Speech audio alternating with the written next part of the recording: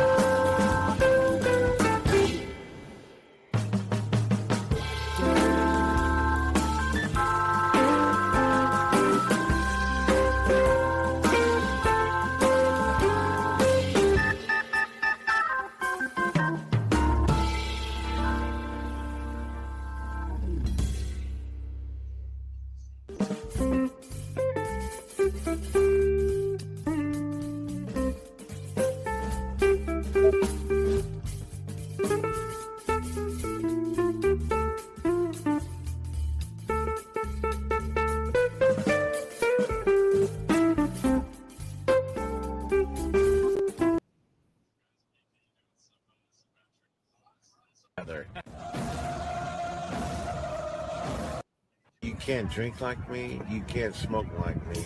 So don't try and be like me. Let's party together.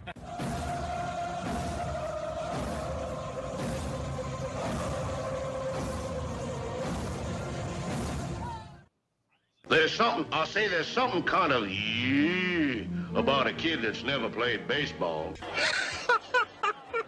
We have been hoodwinked, bamboozled, and flat out deceived. Why did you get so drunk? You got drunk.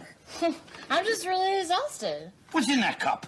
Rum and Cokes. Do you have any idea how important this is? We're trying to save the bubble. Really? This is what you're doing? This is what you're doing?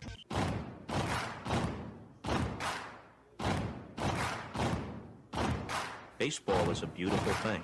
It's more beautiful in an old park. It's asymmetrical and quirky.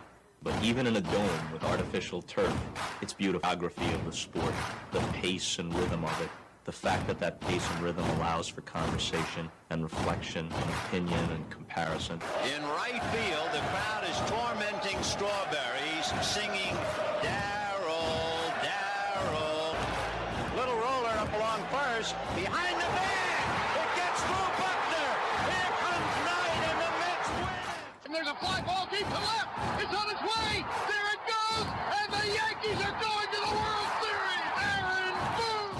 ball stabbed by Folk. He has it. He underhands to first for the first time in 86 years. The Red Sox have won baseball world championship. Can you believe it? It's a pastime, something you do. It's entertainment, something you watch. And it's a shared experience, something you talk about and read about. But you can apply those same three criteria to other things. What makes baseball special is that it's the best game that's ever been devised. Smith corks one into right down the line. It may go. Go crazy, folks. Go crazy. Sure as God made green apples, someday the Chicago Cubs are going to be in the World Series. A little bouncer slowly toward Bryant. He will glove it in front of Rizzo. It's in time. And the Chicago Cubs win the World Series. Cubs win. What a lucky break. The good Lord wants the Cubs to win. How can you not be romantic about baseball? If baseball is about caring, about loyalty and rivalry, Braves fans are on their feet hoping for some kind of a bleeder or a seeing-eye single. Here's the 1-2 pitch. Fastball hit high and deep down the right field line. It's going back, back, back. Is it fair? Is it zip, boom, bam, it's gone! Ram-a-lam, ding dong, a 3-run shot, and your Atlanta Braves have taken a 1-run lead. She's gone, baby! There's a very peaceful thing. It was created and played in pastures and meadows. There's grass, there's outdoors, there's everything that people thought was American and feel about America. You get in a ballpark, and it's the wonder of walking through that dark tunnel and seeing a huge open space where men play the little boy's game.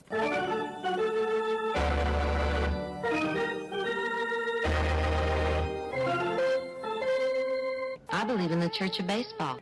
I've tried all the major religions and most of the minor ones. I know things. For instance, there are 108 beads in a Catholic rosary and there are 108 stitches in a baseball. I prefer metaphysics to theology. You see, there's no guilt in baseball, and it's never boring. It's a long season and you gotta trust it. I've tried them all, I really have. And the only church that truly feeds the soul day in, day out is the Church of Baseball.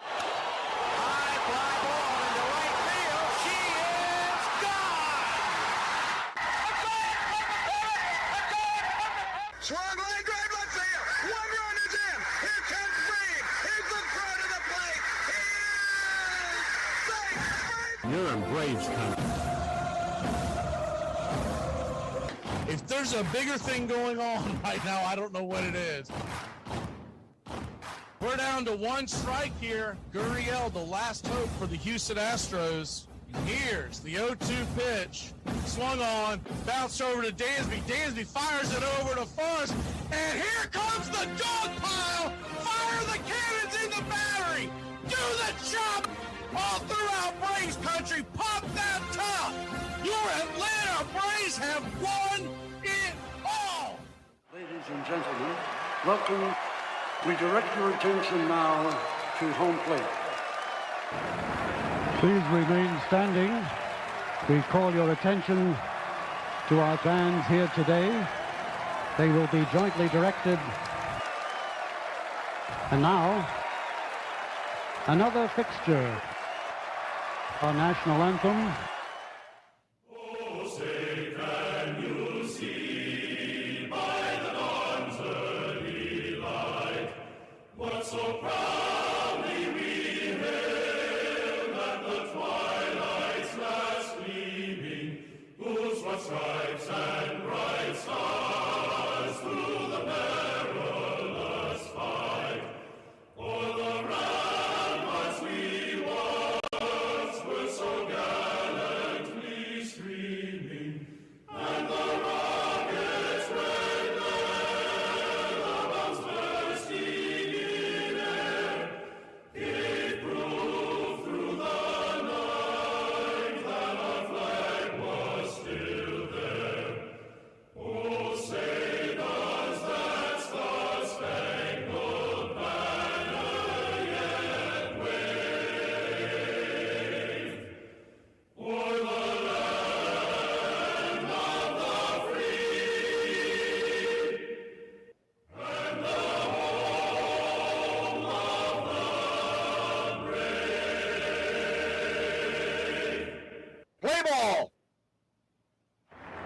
this time, ladies and gentlemen, we'd like to introduce today's teams as participants in this historic game.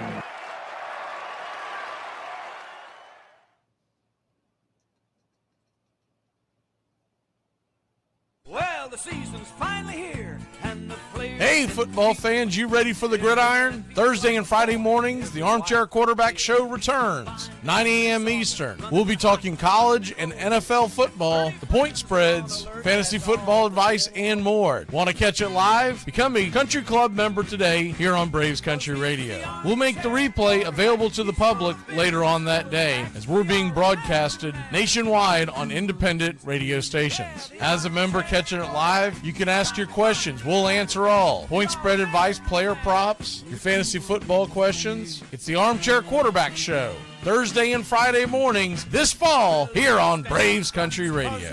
The armchair quarterback, he's full of beer and he's full of snacks. The all-American man. Keep playing like this, will be the laughing stock of the league. All right, boys, let's get back to basics. This is a baseball. The object of the game is to keep the baseball within the confines of the... You're in Braves country.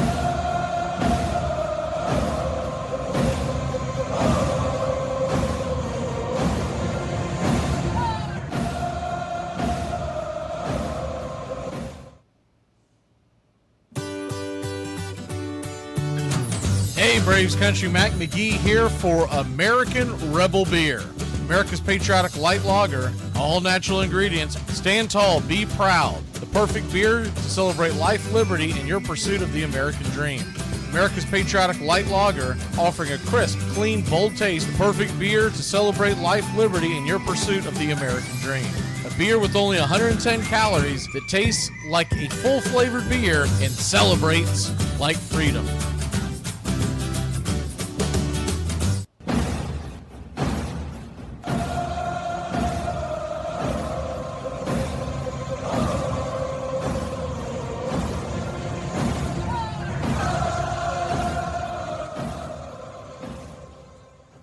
On a beer? 7 o'clock in the morning. Scotch? Hey, howdy, hi, and how the hell are you? Pull up an armchair, girls and boys, and join us for Braves Country Baseball. You're listening live as the Braves are on the road. We're set to bring you pitch by pitch, play by play of your Atlanta Braves. Hi, I'm Mac McGee. Here's your starting lineups for today's action. The Atlanta Braves were extremely late getting their lineups in, so we'll go over them as the game goes on.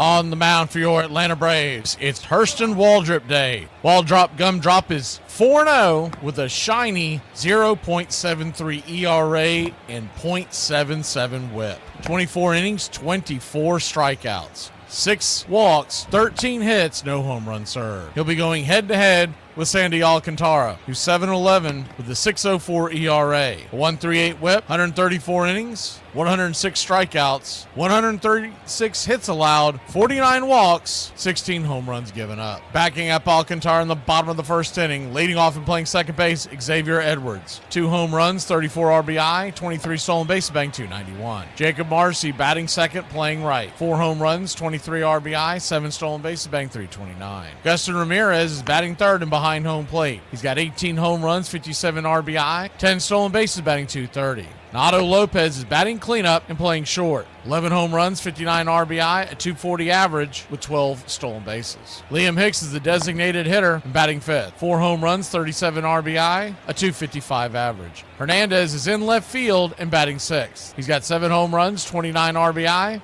a .269 average. And Johnston slides over to first base today with 1 home run, 6 RBI, 1 stolen base, batting .271. Hill is back in center field for the Marlins with 3 home runs, 9 RBI, 7 stolen bases. He's batting 8th with a .211 average. And Sanoa is back at the hot corner, playing third. 5 home runs, 28 RBI, 4 stolen bases, batting .247. Calling balls and strikes behind home plate tonight, it's Shane Livensbarger. Your first base umpire, Tyler Jones. Second base will be manned by Nate Tomlinson, And down the third base line, it's Mark Wegner. Game time temperatures here in Miami, Florida, Lone Depot Park, are expected to be about 90 degrees, so the roof should be closed. Your Atlanta Braves are minus 135 on the money line. The over-under is 8. Your American Rebel Beer, keys to the game tonight, it's going to be all about that starting pitching. Hurston Waldrop has been fantastic. Sandy Alcantara, not so much. But the last couple outings by Alcantara have been much improved.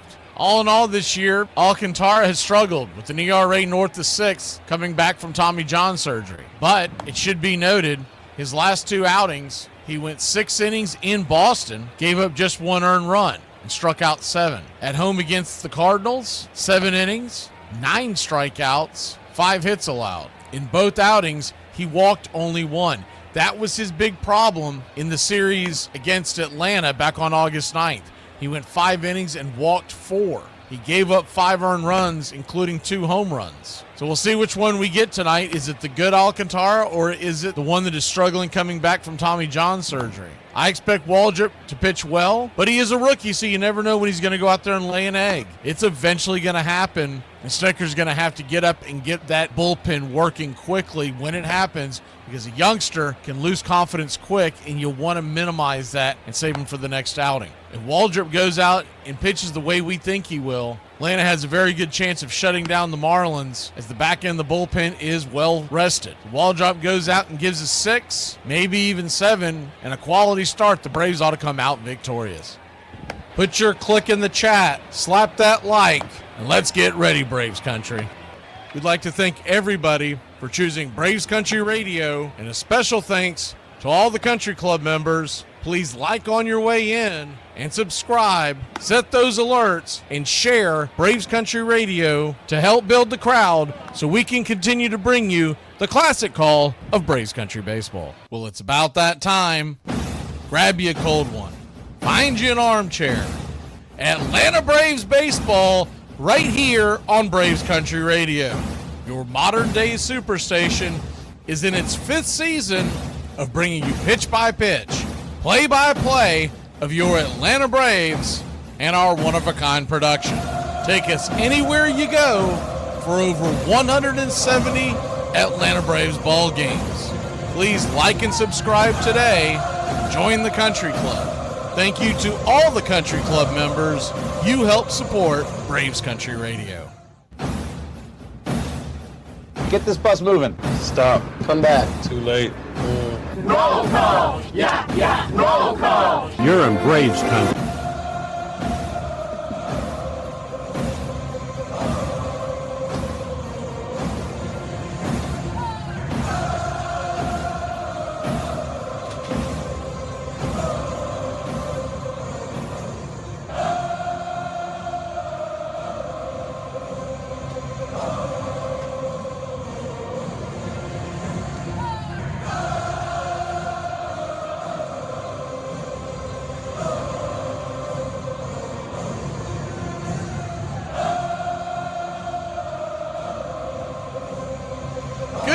Braves country!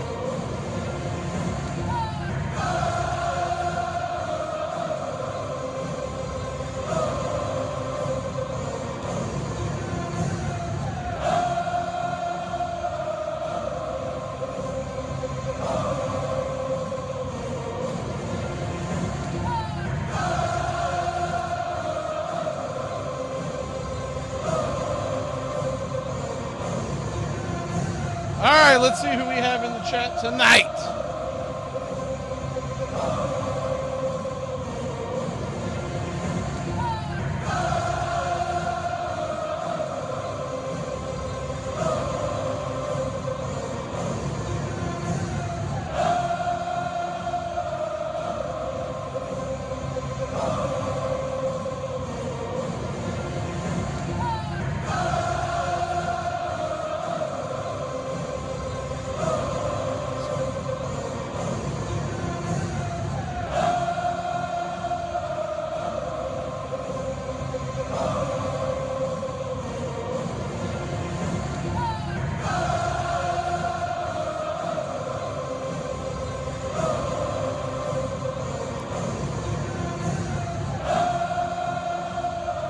Well, hell. It's not loading. So to heck with it. I ain't gonna worry about it. Where can we go here? All right, we'll start here. I see Uncle Charlie, Justin Hightower, Iron Lund, James Fisher, Brian, John, Tree Nug, Raymond,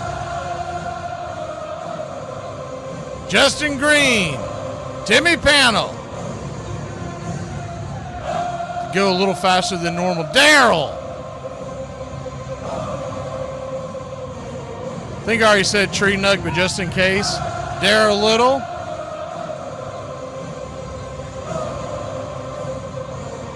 Southern Guy. James Fisher. We already got B.A. PETA.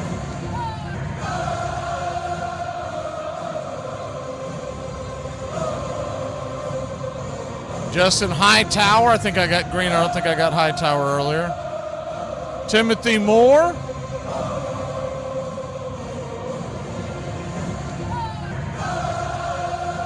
Gary, the real McCoy. Nara White. Or is it Nara? Nara, I'm going to guess.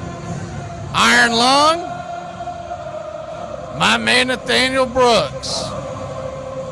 If I'm missing anybody, jump in the chat. We're about to hit the break, and I'll catch you on the other side. Edward Spry, first time, long time.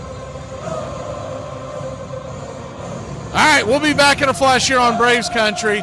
Hurston Waldrop night. I'll tell you about the funny meme I just saw when we return. Hey, Braves Country, Mac McGee here for American Rebel Beer. America's patriotic light lager, all natural ingredients. Stand tall, be proud. The perfect beer to celebrate life, liberty, and your pursuit of the American dream. America's patriotic light lager, offering a crisp, clean, bold taste. Perfect beer to celebrate life, liberty, and your pursuit of the American dream. A beer with only 110 calories that tastes like a full-flavored beer and celebrates like freedom.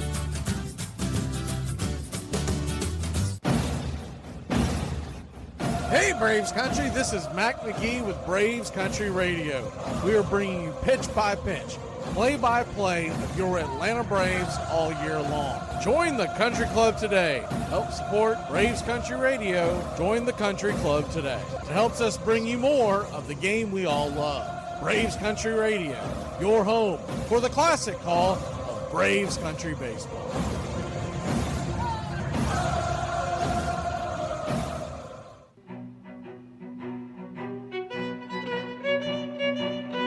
Hey, Braves Country, Mac McGee here for American Rebel Beer. From the mountains to the prairies to your pint glass with white foam, we're bringing back beer with a backbone. All that matters in our brew is taste and a touch of American excellence. American Rebel Beer, born in the USA.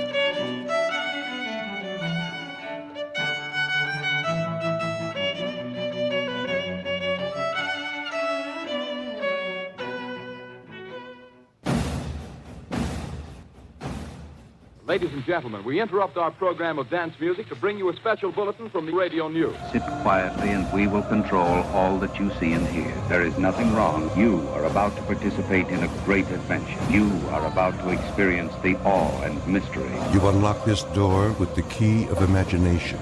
Beyond it is another dimension, a dimension of sound, a dimension of sight, a dimension of mind. You're moving into a land of both things and ideas. You've just crossed over into Adventures in Time and Space. We offer you Braves Country Radio, your home for the classic call of Braves Country Baseball. Hi, folks. Join us now for another Braves ball game. Yes, sir. This is the one we've been waiting for. This is it. This makes you feel like it's spring and baseball. No more measles and free tickets to the circus. You're in Braves Country.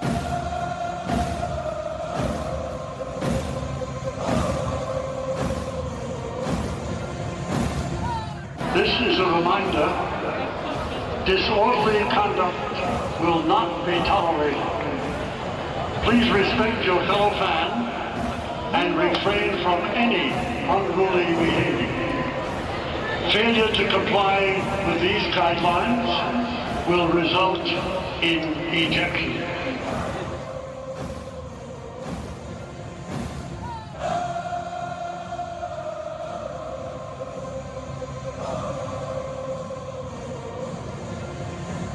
So I'm sure most of y'all know, because it's been all over the news and social media and all that kind of stuff, that Travis Kelce and Taylor Swift were engaged. I guess it happened today. Regardless, the news broke today. But someone, and I think it was Braves Media, but maybe it was someone that sent it to MLB, because I caught it on MLB TV about 20 minutes ago. There was a picture of them getting engaged, but the caption read, and it was talking about Taylor Swift's reaction where she's all in love because he's asking her to marry him. And it says me, and then Travis Kelce is when Hurston Waldrop pitches. So I thought I'd pass that along. It was pretty damn funny.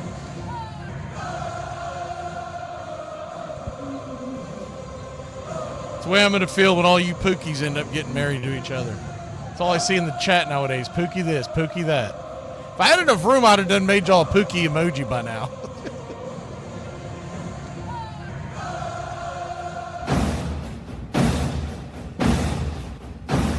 2, 4, 6, 8. Who do we appreciate? You're in Braves country. There's John. JC.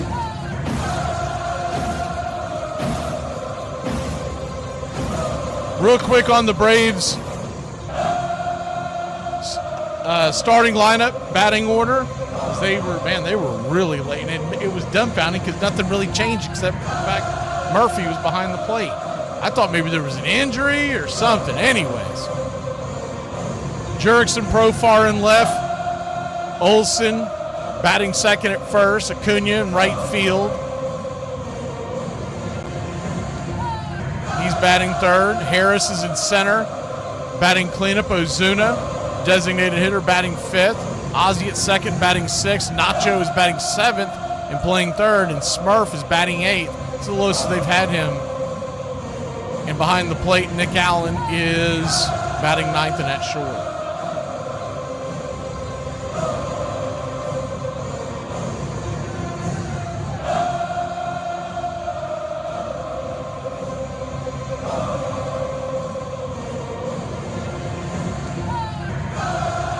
So with all that being said,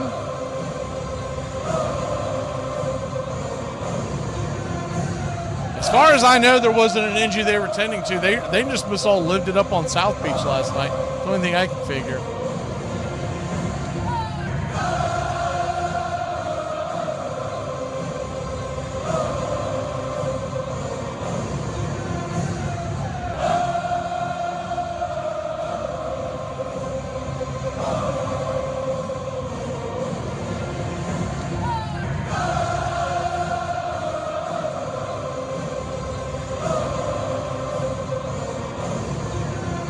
Just about set for pitch-by-pitch, play-by-play of your Atlanta Braves.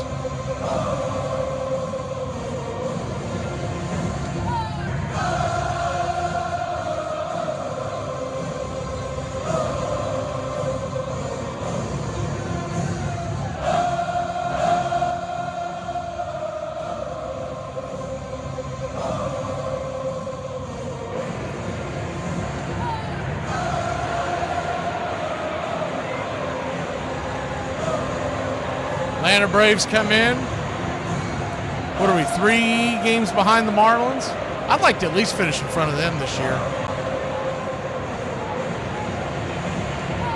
I was actually surprised when I looked at the standings going into the series. I thought the Marlins would have us by a few more than that. They've been scuffling themselves.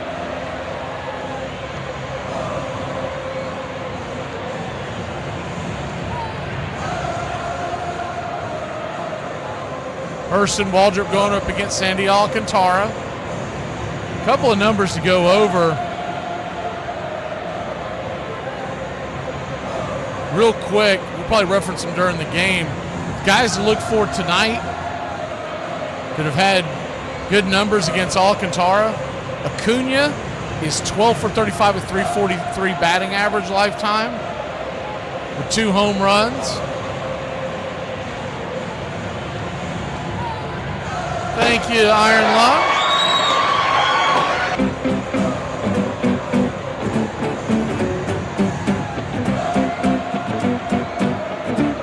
The other ones out there, Harris 6 for 16 with a home run. We're going to take Ozuna. He is batting .393, 28 at-bats lifetime with 2 home runs versus Alcantara. We're going to take the Braves to win this one 5-1. I think Waldrop is going to come in and slam the door and keep the good times rolling. Ozzy Albies, by the way, his over-under today is 4.5 out in the desert on the strikeout number. I think he gets there too. Alvarez has never faced Alcantara. Everybody else has. Ozzy Albies is even 13 for 45. As far as the Marlins, the ones that have seen Waldrop just a few times, Edwards 1 for 3, Marcy 0 for 2, Ramirez 0 for, Liam Hicks is 1 for 3, Johnston 1 for 2, and Sanoa is 1 for 2. So a small sample size. Of course, he's reinvented himself, so depending on when they saw him, could have a big difference.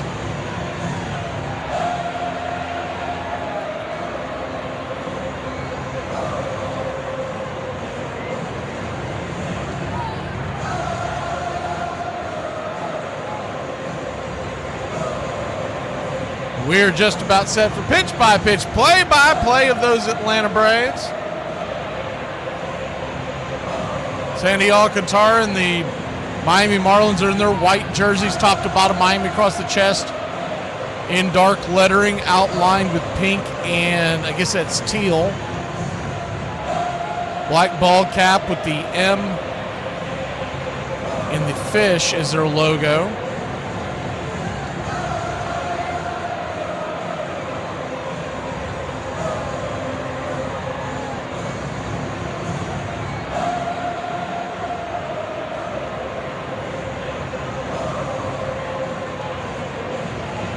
Herson Waldrop on the bump for the Braves.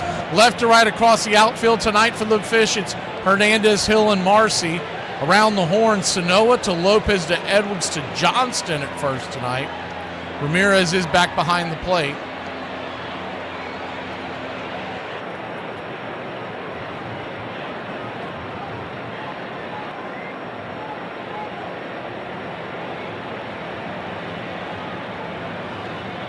Atlanta Braves are wearing their gray pants and blue tops.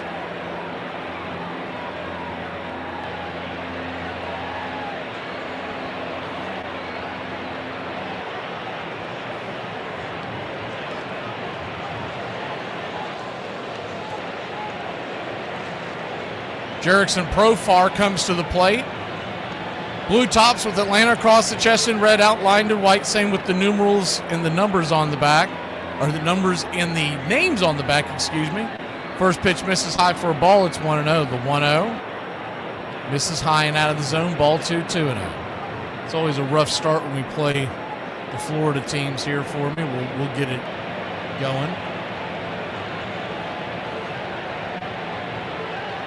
2-0 count, and immediately Augustin's going out there to talk to Alcantara, and it's got something to do with that pitch com again. We've done pretty well all year long with that pitch com. Last couple of weeks, I think they're down to the ones they bought off the wish list again, or Temu. It's been all around the league. Everywhere we go now, first inning or so, you get a problem with the pitch. Must be the same person who's in charge of the 3D. The 2-0 count, back to work. 97 miles an hour, up and in, ball 3-0. We'll try to time this up now. We're always a little bit in front on the Florida division. So a 3-0 count. Righty-lefty matchup. Kicks and fires. 96 high and out of the zone, ball 4. And the jerk store goes to work immediately. Let's get it, Braves country. Well, the jerk store, Cole, They're running out of you. It's smart. It's a smart line, and a smart crowd will appreciate it. And I'm not going to dumb it down for some bonehead mass audience.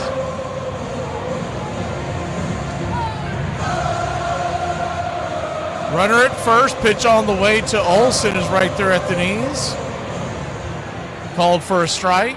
It's 0-1. A little surprised Olsen took that one, man. That's right in his wheelhouse. The 0-1. Alcantara looks in, brings it. 90 at the knees, change up. It's 0-2. So an 0-2 count, infield back into the right.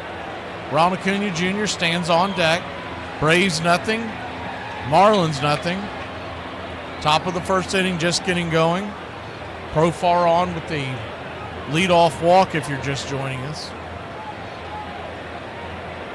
The 0-2.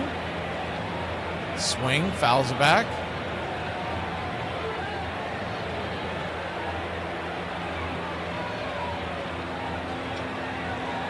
On deck is Acuna. In the hole is Harris. Matt Olson batting .264 on the year. 19 home runs, 72 RBI, and 806 OPS. The 0-2 swing. That ball's belted down the right field line, but foul. And I'm talking about just foul. That would have been pay dirt for sure. That ball was going to rattle around in the corner for days. And Profar most likely scores, but instead it's just a long strike.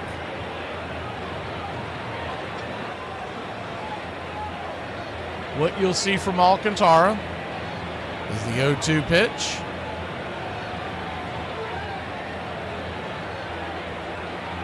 Up top, just misses inside, called for a strike by home plate umpire Shane Livensbarger. Terrible call. One away.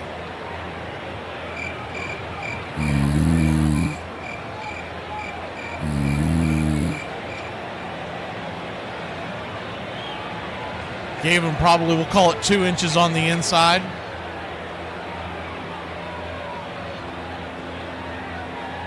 First pitch on the way to Acuna, swinging and hacking, dribbles it foul over his left foot. It's 0-1.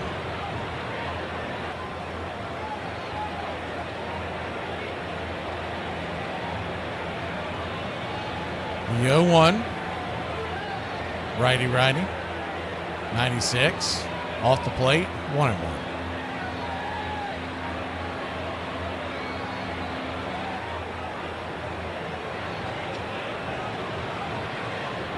It's probably a pitch that Olsen should swing at with 2 strikes, but it was inside. 1-1 count. Acuna digging in. Profar at first. Time called by Acuna at the last second. He'll step out of the box for a second. Readjust his batting gloves. Wearing gold top to bottom on his arms and feet. The 1-1 swing. That ball's going to get dribbled through the infield, through for a base hit, and your Atlanta Braves got something cooking as Profar goes to corner. We got first and third and 1 out, and Ronald Acuna Jr. has finally woken up again. Let's go, Braves country!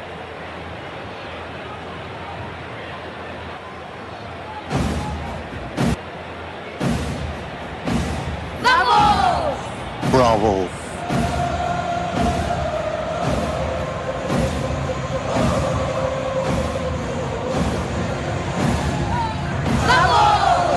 Bravo. Righty-lefty matchup. First pitch on the way to Michael Harris. The second is inside for a ball. It's 1-0. Speed on the base pad, speed at the plate. It's going to be hard to double up Michael. But you do have the artificial surface here in the Lone Depot Park that speeds up the ball. The 1-0 right there, outer edge, 1-1.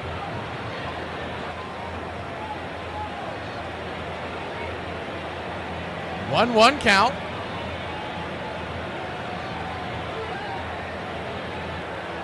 Pitch on the way, runner goes, high throw. They're going to try to get Acuna in a pickle, and Profar is heading towards third. Now he's back, and he is safe. So we steal the base. They go into a pickle. To clean that up, it was a toss to second base. Acuna darted back into a pickle to first. Profar was going back and forth. The throw came from the first baseman, Johnston, down the line to Ramirez. He stuck out the glove. I'm sorry, not to Ramirez. Sano at third. He stuck out the glove. A little bit of a high throw by the time he applied the tag. Profar was in like Flynn. So we got second and third. One out. The 2-1 changeup is fouled back out of play. It's 0-1. What they were trying to do is get Acuna in a rundown, and Profar could run home. So that was a design play. You don't see the Braves do a lot of design plays, but that was a design play. The 2-2 count. Infield in. A single would score 2. Inside ball 3-3-2. Little surprised they're going inside. Drawing the infield in. You'd think they'd be okay with playing for the one run now, but they're going greedy. So a hard hit ball could score 2. The payoff. Inside ball 4 won't matter. The bases are juiced. Money Michael head on down to first. Ducks all over the pond. God bless you, Mike. Keep your game tight. Never know. You know what I'm saying? I got a little razzle dazzle.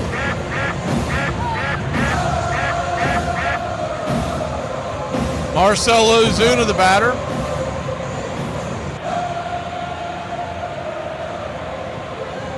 First pitch on the way to the Big Zoo is a slider up top for a strike. About letter high on the outer edge. It's 0-1. He does that again, and Ozuna will play go yard on him.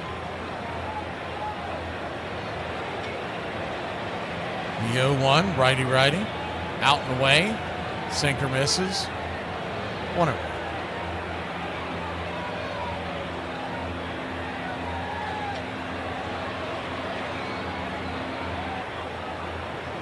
One count.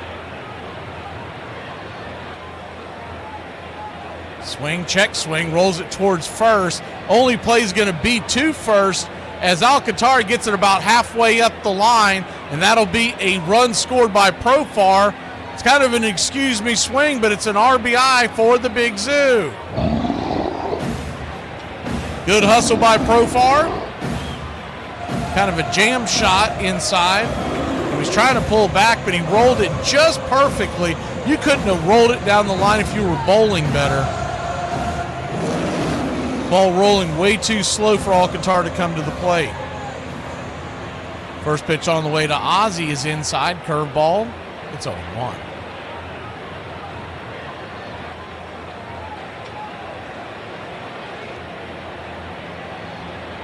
Righty-lefty matchup. Pitch on the way. Swung on, chopped over to first, and that'll end the inning. But not for the Atlanta Braves. Take a 1-run lead. We'll be back in a flash here on Braves Country. Does anyone need a morning person? Because mine is for f***ing sale. Let's go, get up. Get the f*** away from me. It's 7:30. I'm pretty sure that 75% of my personality is just caffeine, and the other 25% is regretting all the life decisions that led me to need this much caffeine. We've got the top 9 right fielders, 9 players, 9 innings. Top 9. When you think of a great right fielder, 2 things come to mind: a powerful arm and a ferocious bat. Some of the best arms the game has ever seen could be found in right, where a long-distance gun is a necessity for plays at home and third. Some of the game's most prolific sluggers, including 3 members of the 600 Home Run Club, played at least 1,000 games in right. 1,000 games in right was our cutoff for a player to qualify. So here are the top 9 right fielders. Number 9. Please welcome number 19. Hi, I'm Tony Gwynn of the San Diego Padres. Tony could do almost anything with the bat that was humanly and unhumanly possible. Base hit the center for Tony Gwynn. I was a guy who probably wasn't going to hit with a whole lot of power, but a guy who was going to be a tough ass. Well, he's a professional hitter. 5 for 5 today. Tony was as pure a hitter as they come. Every year, year in and year out, I mean, he was hitting over 300, usually well over 300. Tony was a model of consistency at the plate, posting the 3rd highest career average of any right fielder since 1901. This was the first guy that really kind of instituted video to our game. That is my trademark, is that, I wasn't afraid to work. I wasn't afraid to get after it. He had the uncanny ability to place the ball exactly where he wanted to put it. He was the best hitter in all the baseball that I've been around, and the people that I've played with, I would put him at the top of the list. When a video says, wait for it, nope, you've just guaranteed that I will keep scrolling. Welcome back. Hurston Waldrop Gumdrop comes to the mound. He'll face the top of the order for the Miami Marlins to get things going. First pitch on the way is a 97-mile-an-hour fastball right there on the inner cut. It's 0-1.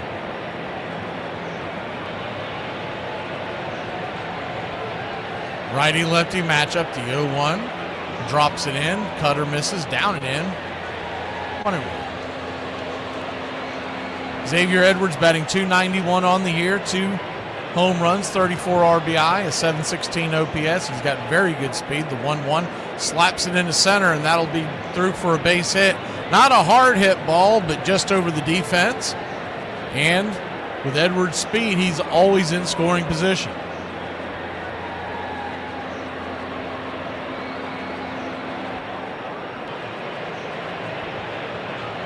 Right there on the end of the bat.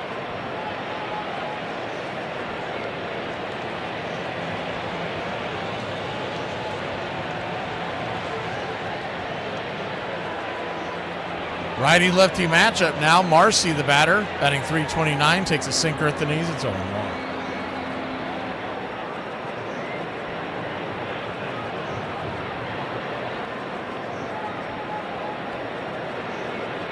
The 0-1 fires it over to first. Ball gets away, and Edwards will be in scoring position. Not a great throw by Waldrop as he kind of handcuffed Olsen, but Olsen will tell you he should have had that one.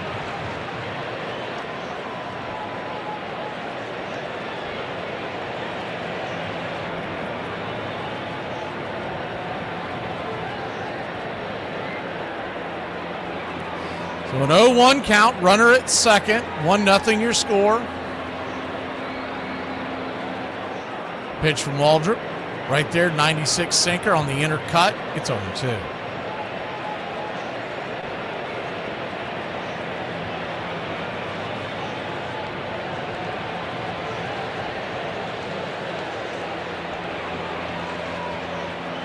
The 0-2. Rocks and fires. Swing, lifts it into center. That's down for a base hit. That'll score the run.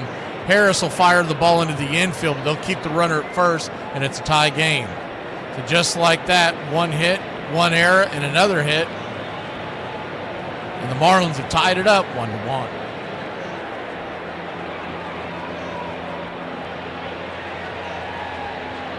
At this point, should be an unearned run, but we'll see where this inning takes us.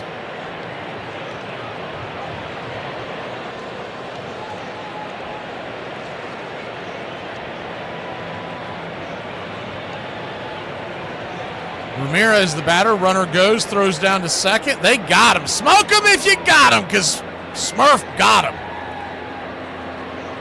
Marcy, I think he was thinking that the Braves were going to be asleep on that play. He got a pretty good jump, but it was a good throw, good pitch to throw on, and Murph delivered. 90 right there on the outer edge, almost pitch out territory. Perfect throw by Smurf, and a great tag by Ozzie. So that'll clear the bases. 1-0, Cutter misses outside wide, ball 2, 2-0.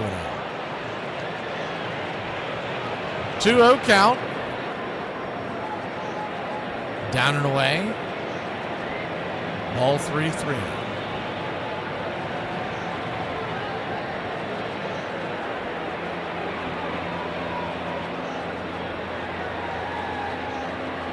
The 3-0. Swing, rips it into left, coming over, making the catch is Pro Far, Pro good, 2 down. Hard hit ball, but he was there with plenty of time.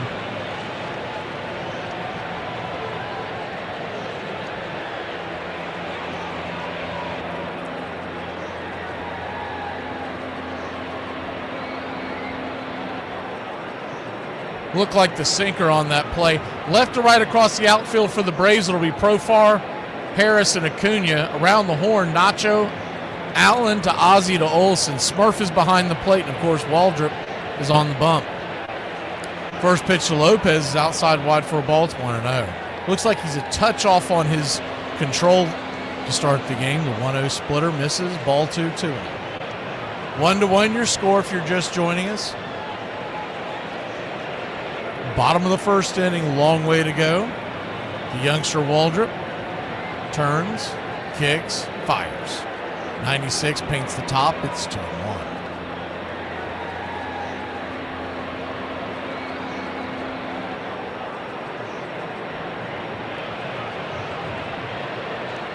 The 2-1 count. 97 right down Main Street. 2-2.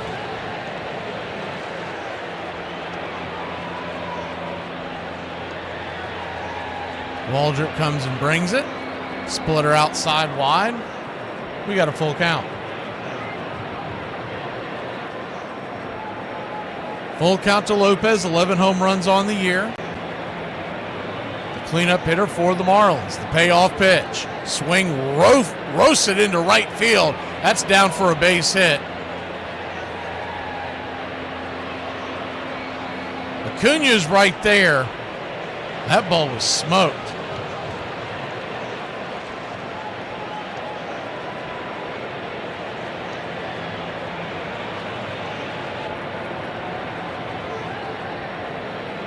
Hard hit ball, fastball on the outer part of the plate, and he just drilled it. He's at first. There's 2 outs, and Hicks, the number 5 hitter, batting .255 from the left side of the plate, takes the first pitch down and in, 92 miles an hour. It's 1 down.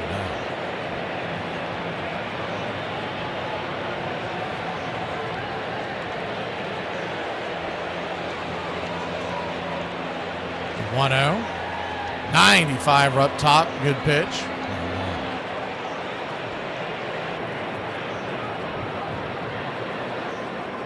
1-1 count.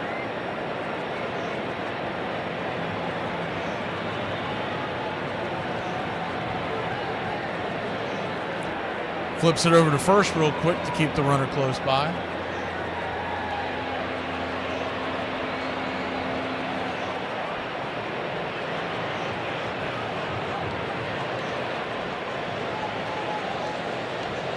Waldrop looks in. The 1-1 swing, fouls it away. 1-2.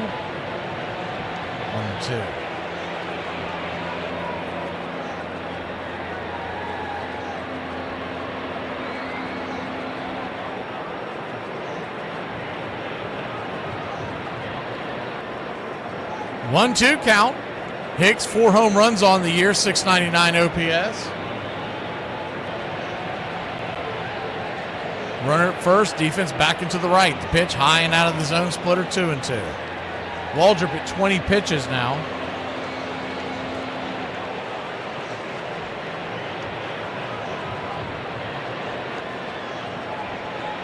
The 2-2 pitch. Fires it inside, ball 3-2. So now the runners will be on the move. The runner will be on the move, I should say. 2 outs and a full count. Go ahead run.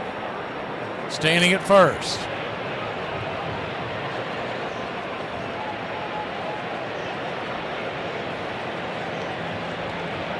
On deck is Hernandez. Waldrop comes set. The payoff pitch. Swing, slaps it to left. That's down for a base hit. And they'll have runners on the corners with 2 outs.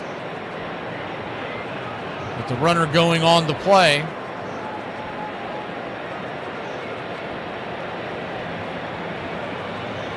Easily makes it over to third. And Waldrop in a heap of trouble.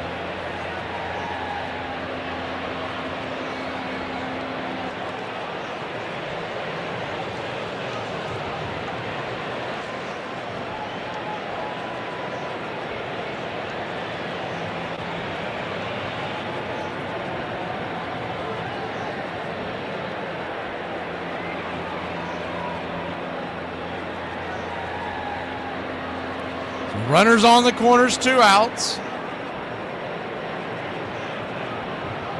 You would think Kranitz would have went out there to talk to him. I mean, the rookie's out there struggling. He's at 22 pitches.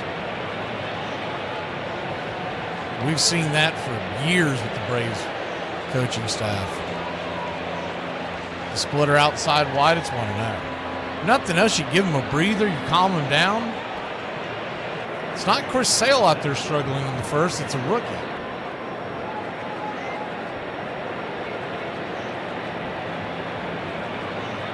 One 1-0 count. Up top. Slider. 2-0.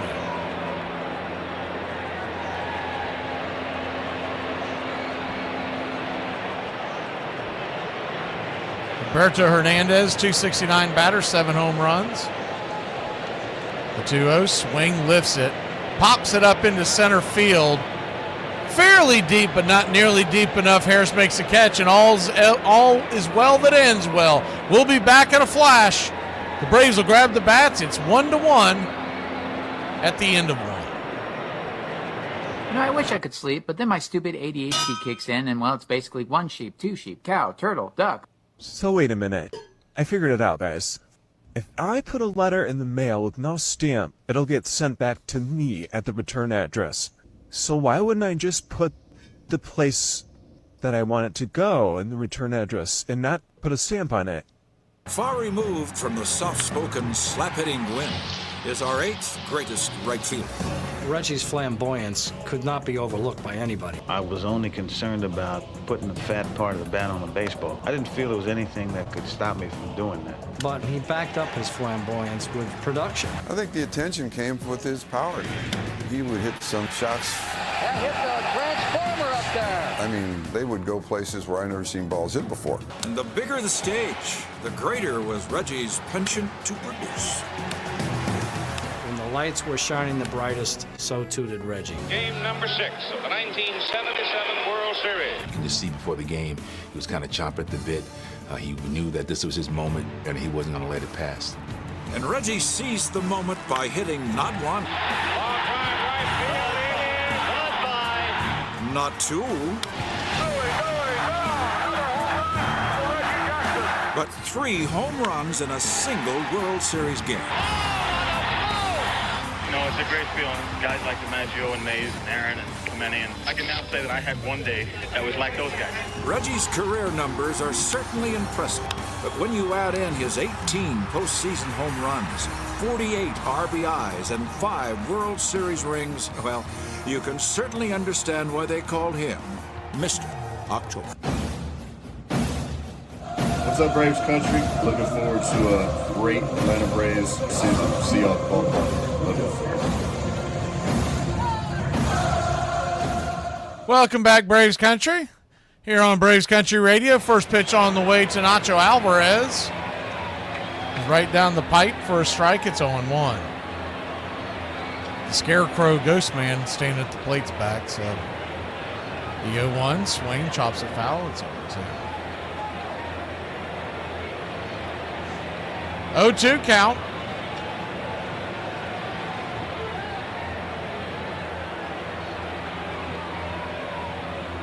Nacho Alvarez batting .255 on the year, 6 RBI.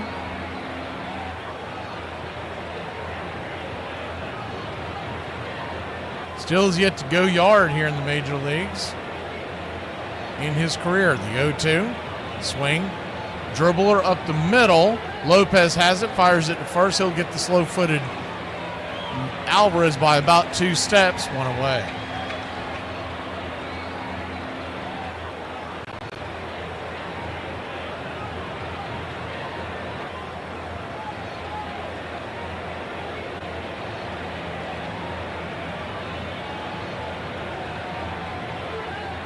See if we can restart the screen, but I can't do this all night long because I don't have the second monitor available tonight. I'll use it to bring you the game. First pitch on the way from Alcantara to Murphy is down and away for a ball. It's 1-0. The 1-0 up top for a strike. 1-1 count.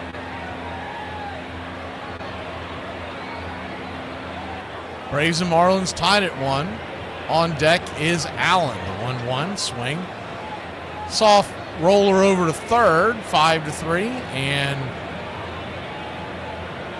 Murphy's batting average will continue to decline. 1 away. Now batting 208 on the year. I was a little surprised that we didn't get Harris again. Excuse me, not Harris, Baldwin again, but maybe it's because the rookie is pitching. As the first pitch on the way is curveball inside its own. What is funny, someone was trying to make a comparison that the last 7 games played by Smurf and the last 7 games played by Drake is the 0-1, rifled over to first. Line drive, good catch over there by Johnston, or that would have been a single. We'll be back in a flash over here in Braves country. Robbed! Nick Allen was robbed, I tell you. We'll be back in a flash. I believe in mass deportations, and I want the following groups rounded up immediately. People who say especially. Dear God, anyone who refers to their wife as mother. Anyone who says it's a great day to have a great day. People who buy French bulldogs. People whose houses are spotless, but when you walk in, they're like, sorry, I didn't get a chance to clean up. People who say, I did a thing. People who don't know that doodles are just mutts. People who have never waited tables. I said, hey, pick a color number sequence and stay with it for rhythmic purposes. So I demonstrated. Blue 85, blue 85, sit up. So Randall Cunningham, he was the best, man. He got up there, he had a great voice. He'd go, Aqua 22, Aqua 22. I'm like, Aqua. The next time he might get up there, he'd go, Turquoise 19, Lavender 66. I'm like, dude, you're killing me, man. He's like, Gru, you take this too serious, man. That's good. He was the best, man. Number 7. It was the turn of the century. Dead ball era was in full swing, but no one told Hall of Famer Sam Crawford. His contemporaries describe him as a powerful hitter. Crawford shared the outfield with the very best hitter of his time, Ty Cobb. But there was one category where not even the Georgia Peach could match the exploits Wahoo Sam. Sam Crawford could hit triples like nobody's business. He holds the all-time Major League record triples. Now that is an awful lot. He possessed great power. Many old-timers say if he was playing with today's lively ball, he would rewrite the home run record. And in this era, the triples are really indicative of a power hit. The ball, by the end of the game, is almost like a squishy grapefruit. And Sam Crawford is hitting this ball into gaps, line drive power. If he had played in later years, he would have certainly been a home run champion. Aqua 22, Turquoise 19. Welcome back. First pitch on the way from Hurston Waldrop. The swing and a miss to Johnson. It's 0-1. The 0-1. Curveball misses outside.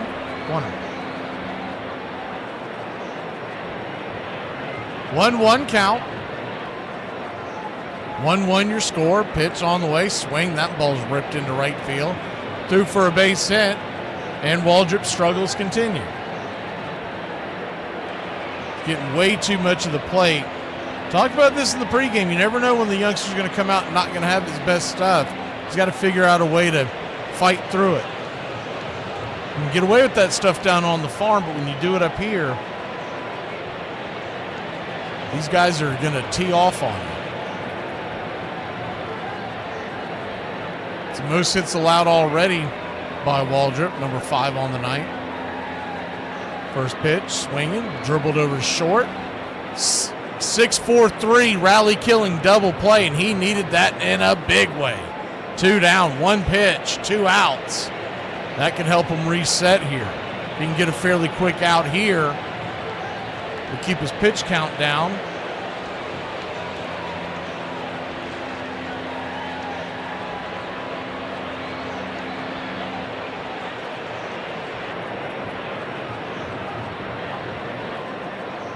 Righty-righty matchup. Sanoa, the batter, takes the first pitch. Teardrop at the knees. Curveball. It's 0-1.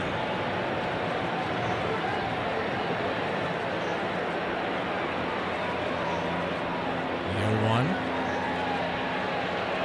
Swing, bangs it foul down the third base line. past the dugout towards the tarps. What you'll see from Waldrop is a splitter, a cutter, a curve, a sinker, a slider. The 0-2 swing lifts it into center. Not very deep. Easy play, and that'll end the inning. That really was what the doctor ordered, about an 8-pitch inning after a long one in the first. We'll be back in a flash here on Braves Country, 1-1 in South Beach. Elon, you can't just call anything you want waste and just get rid of it. You can't do that. Like in the Department of Defense, we do like lots and lots of online training every year that's totally not a waste of time and teaches us great skills that we use every day. And you should not use Doge to eliminate that. You just please don't do that. Please. This is how you answer a door in my neighborhood. Batting third, playing right field, Roberto Clemente. 12-time All-Star and the league MVP in 1966, Roberto was one of the most dynamic players to ever put on a uniform. In Pittsburgh, they call him the Great One. He's one of those guys that I would have paid to watch. They're still trying to figure a way to pitch to this batting king. 4 batting titles, the 3,000 career hits, 317 lifetime average. If Roberto can reach the ball, he'll swing at it. Roberto could hit, oh yes, but his fielding was legendary. Everybody knows he was a great hitter, but he was one of the most unbelievable right fielders. Defensively, he had no peers. His 12 gold gloves will attest to that. A bullet for an arm. Almost 5,000 outs could be traced directly to the great one. He's going to try for third. It may be close. He's out. Greatest right fielder in the game of baseball, Roberto Clemente. Bobby, congratulations on a great World Series. The 71 World Series was his showcase. Did anybody ever have a better World Series? Clemente hit .414 with 12 hits in those 7 games and cemented his legacy with one throw. What a throw! And what a magnificent performance from Pittsburgh right fielder, the great Roberto Clemente. Hey, y'all. It's time for Appalachian Word of the Day. The word of the day is Ultima. Hey, honey, are you a Nissan? Because I want you Ultima self. Welcome back. First pitch on the way is a 97-mile-an-hour sinker. Up top, misses high to Profar. As we flip the lineup over, it's 1-0.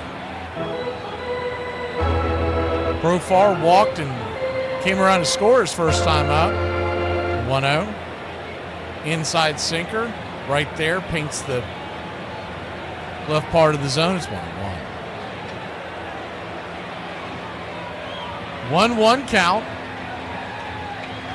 Pitch high and out of the zone, ball 2-2. Profar 2 for 10 lifetime against Alcantara. You'd think he was 8 for 10 the way he's been pitching around him the first 2 at-bats. The 2-1 swing, hits it on the ground, but right at the second baseman. Edwards to Johnson, 1 down.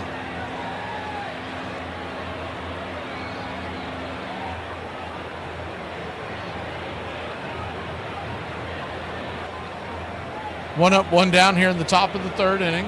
Alcantara, he throws a sinker 23% of the time, the change 22, 4-seamer 22, curveball 17, and the slider 16. So though he's a power pitcher, he's a true kitchen sinker where you don't know what he's going to throw. He's got 5 pitches pretty evenly split. First pitch to Olsen was swung on and missed. It's 0-1. The 0-1 bangs it over to second. It's going to be a 4-3 put out and 2 quick outs for Alcantara. His pitch count's getting pretty low considering that first inning. Sitting at 37 with 2 outs. Ronald Acuna Jr., the batter, he's 1 for 1 on the day. Single his first time up. First pitch on the way. Curveball off the plate. 1-0. Acuna, 15 home runs on the year, batting .302. The 1-0. Outside wide, 4-seamer, down and away, 2-0. 98 miles an hour. 2-0 count. 2 down, top of the third. 1-1 your score. Alcantara, his 40th pitch of the night. Swing and a miss, 97. Sinker on the outer edge, 2-1. Say two teams back at it tomorrow, and tomorrow it's a day game, so jot that down. Make sure to bring your earbud with you to work. The 2-1. Swing, pops it up. For whatever reason, he tosses his bat, because that's becoming a thing. And an easy out. So we'll be back in a flash. 1-1 your score. Bottom of 3 we go here in Braves country. Pretty cool. Pretty cool. Woo! An Irishman walks into a bar and he orders 7 tequilas and a pint of Guinness. As the barman is finishing pouring the Guinness, he brings it over to the man and he notices all 7 shots of tequila are gone. He says, "Wow, you've drank them fast." And the Irishman says, "You'd drink fast too if you knew what I had." And the barman says, "What?" He says, €2. No! Beans don't go in chili. It ain't never. Hot dog or using it as a topping, then no. Beans. Did you say hot dog? Not never. In the history of foreverdom, is it okay? You're making beanie weenies. You're making pork and beans. Don't put beans in chili. It's not okay. Definitely not never. When it is the centerpiece of the meal. Not if you're putting beans in it. No. No. You Not learn how to never. cook in Texas. You don't even count as a piece. Did you say he doesn't count as a person because he learned to cook in Texas? Yes. Are you saying Texans don't count for cooking? They got good barbecue. No, they don't. Oh.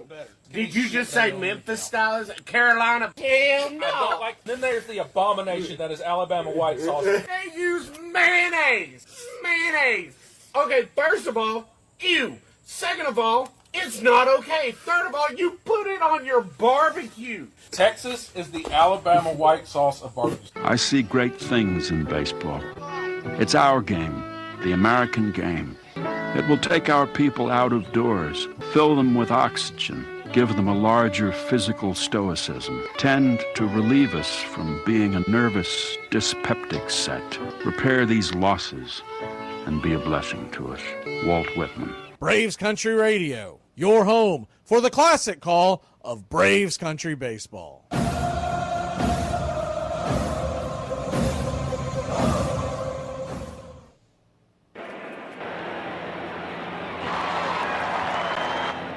You shut up!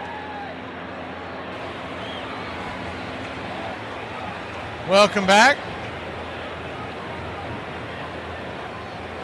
Righty-lefty matchup. First pitch on the way from Waldrop is a grounder towards the mound. He will run towards first, toss it to Olsen. Quickly 1 down.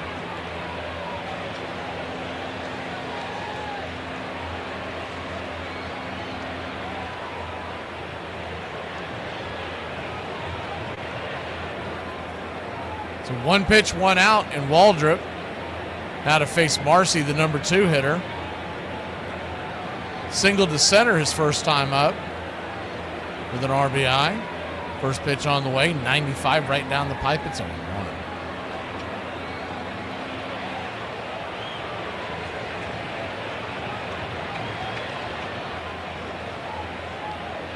The 0-1.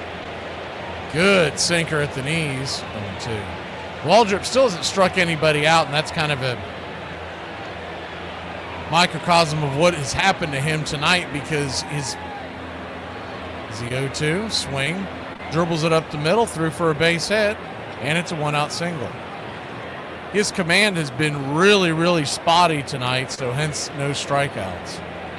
Even when he gets the 0-2 pitch there and he's throwing that curveball, he wants that to go down much below the zone, and it hung up there about knee high, and Marcy was able to roast it through the infield. So a worm burner, if there were worms inside. 1 on, 1 out. Waldrop fires it over to first, keep Marcy close by. He was gunned down at second by Smurf his first time on the base paths.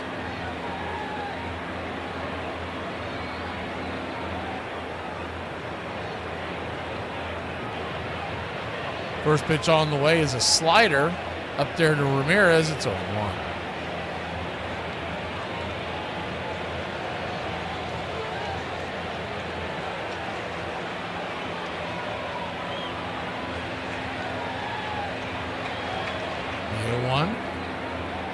Fires it straight back. It's 0-2.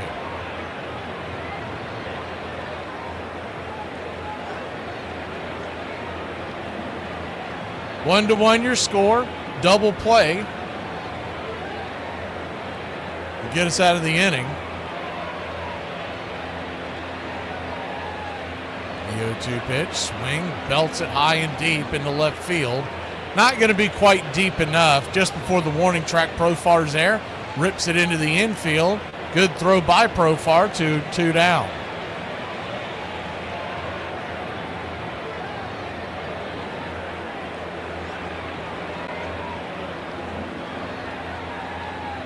Two down, and that'll bring Otto Lopez to the plate.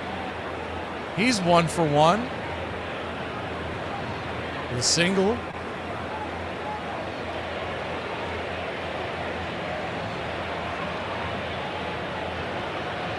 First pitch on the way is splitter down and away. It's 0-1.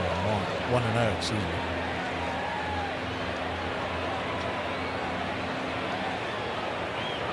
One-0.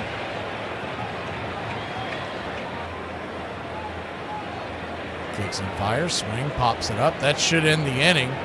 And just like that, as Harris is underneath it, Waldrop, 2 quick innings, has his pitch count down pretty well, so we'll take it. We'll head to the top of the 4th. Harris leads us off. Let's get some offense, baby. You know what this has to do with? The man in the cape. I bet you he is mixed up in this. I don't trust men in capes. And you can't cast aspersions on someone just because they're wearing a cape. Superman wore a cape. I'll be damned if I'm going to stand here and let you say something bad about him. All right, Superman's the exception. Armchair.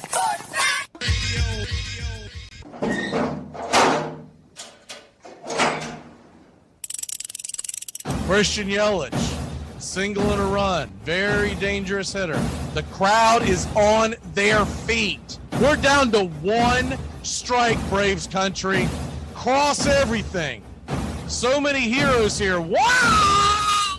Called 3rd strike. He got caught watching the paint dry, and that's it. The Atlanta Braves will head to the National League Championship Series. They knock out the Milwaukee Brewers, a team that everyone had forgotten about. Everyone had left for dead.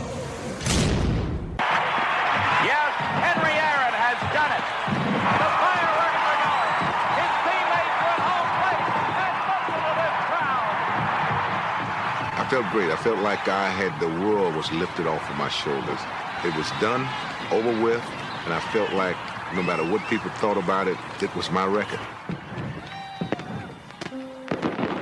In the decades to come, the memory of the scene might blur, but the memory of the sound will remain with everyone who was there. The sound of Henry Aaron's bat when it hit the baseball tonight. At home plate, surrounded by an ovation that came down around him as if it were a waterfall of appreciation. He was met by his teammates who attempted to lift him out of their shoulders, but he slipped off into the arms of his father and his mother, Estella. I never knew, Aaron would say later, that my mother could hug so tight.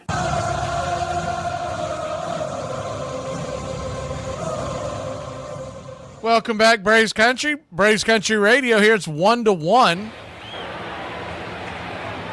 First pitch on the way to Michael Harris' second. It's 0-1. The 0-1. Outside wide, 1-1. You can now catch the replay of Braves Country Radio on WQVZ.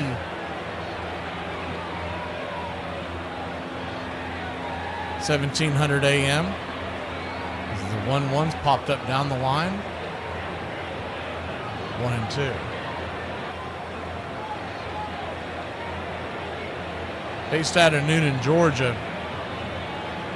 They'll be carrying the replays of Braves Country Today and Armchair Quarterbacks Today going forward. Lefty-lefty matchup, or righty-lefty matchup. Harris walked his first time up. The 1-2 pitch, high and inside, 98 miles an hour. I wonder how many of y'all remember Marty Clary as we go into the vault tonight. The 2-2, swing, lifts it into right, but right at the right fielder. Soft line drive out. F7 in your scorecard. Catch made by Marcy. One away. I stumbled across his card today, and I got to thinking. I was like, man, I think when he was pitching, and I was a young kid, but I thought he was good. I looked at his numbers like he was awful. But if you go to his Wikipedia page, he's got basically one paragraph. Someone's holding a grudge. The only thing that says on his paragraph is this: is the first pitch right there is a sinker for a strike to Ozuna. It's 0-1.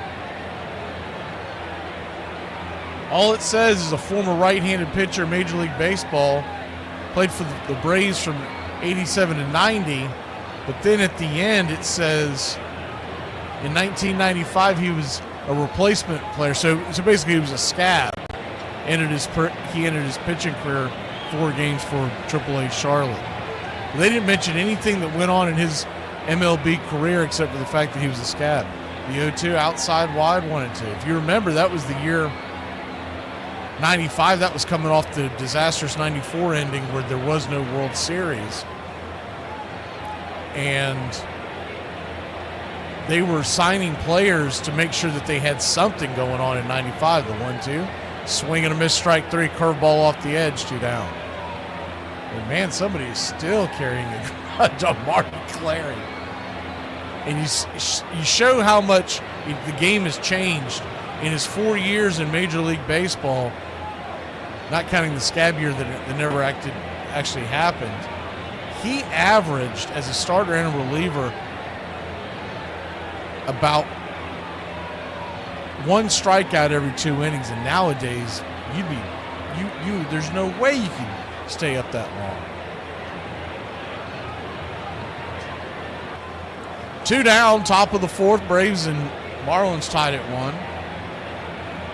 The new schedule is out. We're going to start popping these up in between the break for the 2026 season, and then we'll go over them each inning. First pitch on the way is a 4-seam fastball inside to Ozzie Albies. That's why that. Righty-lefty matchup, Ozzie. 10 home runs on the year. The 1-0 chops it foul down the line. It's 1-1.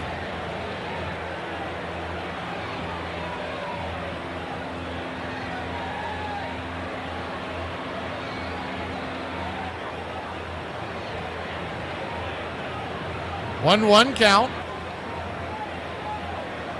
Kicks and fires. Chases another one down and away. Chops it foul. It's 1-2.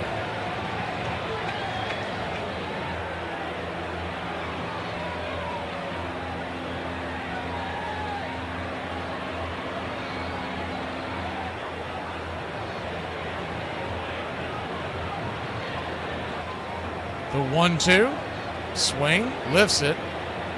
Out of play, left side. Well into the stands.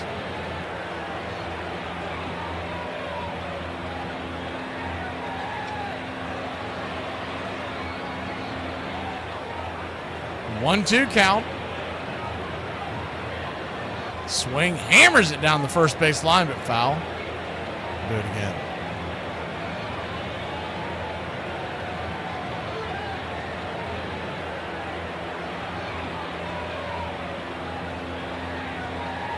Braves 1, Marlins 1. Top of the 4th. The 56th pitch from Alcantara. Lifts his red and blue glove. Swing! That ball's banged high and deep. Stay fair, just foul into the corner. If it's a little to the left, it's going to be extra bases.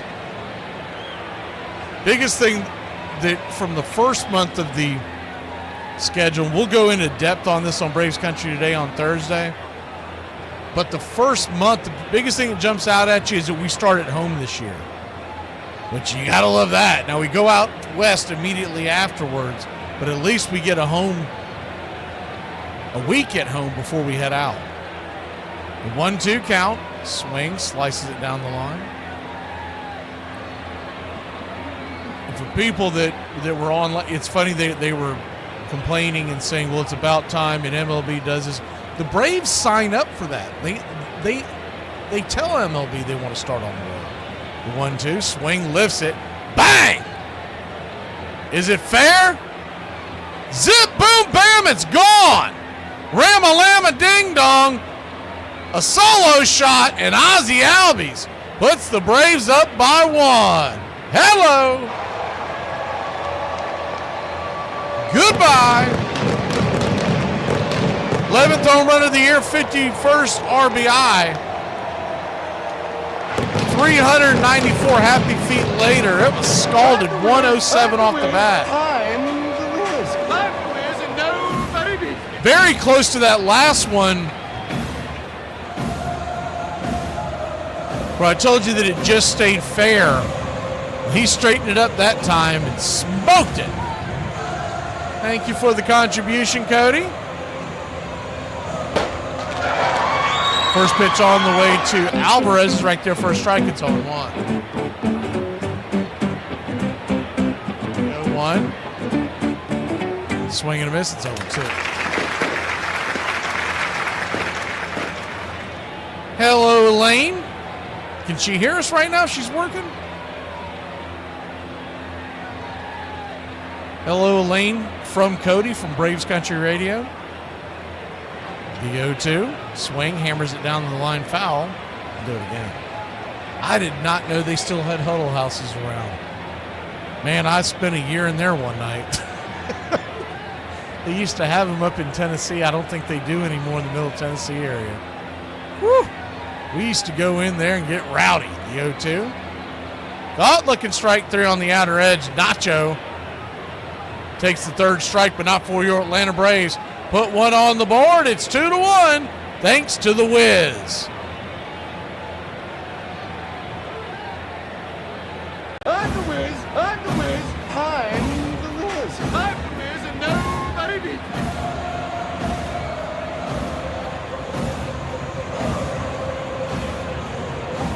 Being an adult is not that bad. As long as you're okay with constantly doing things you don't want to do every day forever, it can be really fun.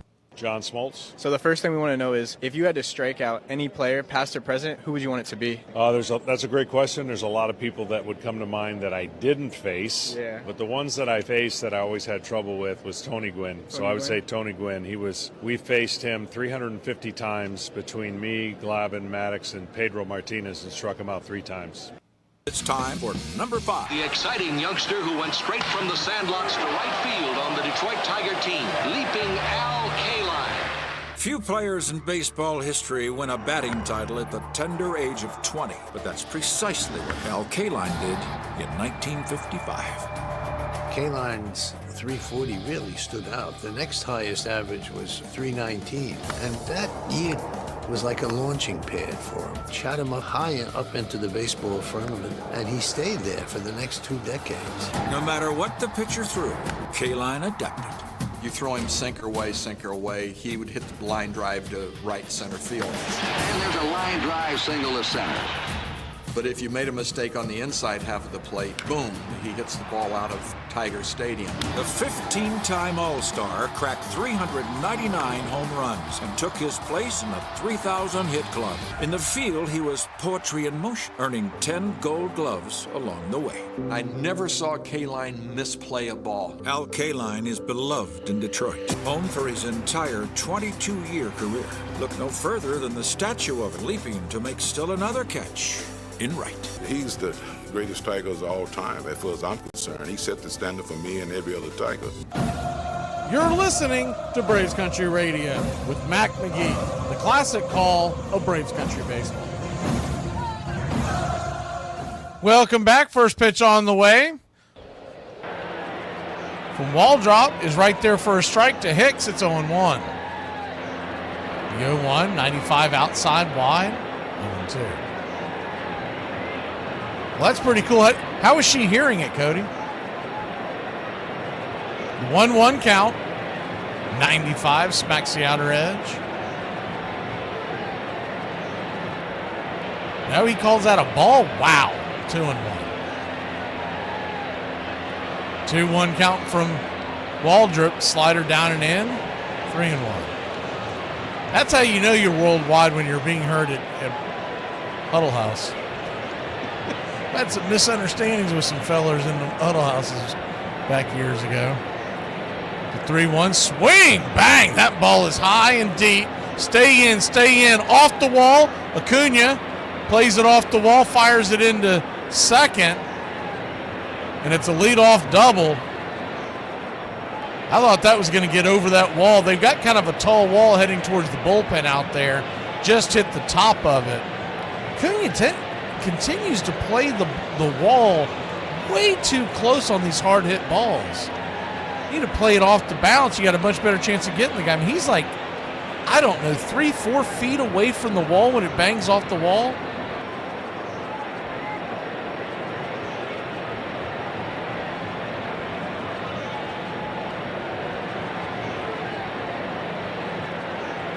First pitch on the way is a cutter outside to Hernandez. It's 1-0.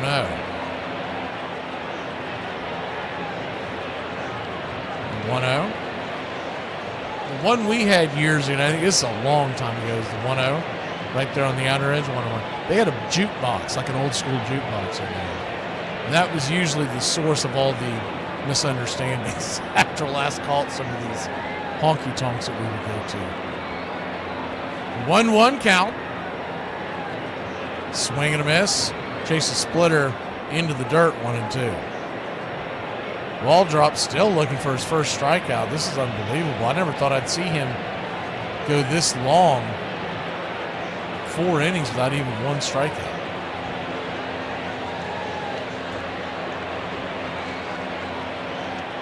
1-2 count. Kicks and fires. Teardrop just below the knees, 2-2. Good splitter. Didn't get the call, but it looked like it was right there. Remember, we had this one place up in Ohio. The guy used to play the Braves play-by-play as the 2-2 in the dirt, 3-2. He played it the entire time we won the World Series. I remember him saying he was torturing the Cleveland and Cincinnati fans up there. But mainly the Cleveland fans, because as you can imagine, a lot of Cleveland fans still weren't over the 95 series. And I made a lot of references to that during that series. The payoff pitch. Waldrop brings it. Inside of that and get him. Hits something. Hernandez is acting as though it hit his hand, so I guess it did.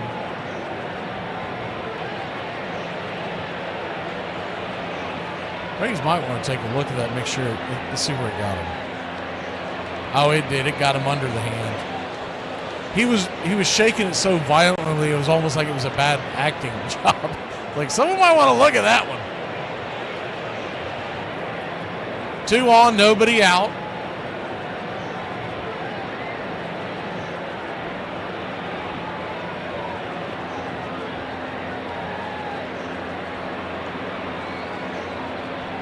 Waldrop giving up 1 run, but 7 hits.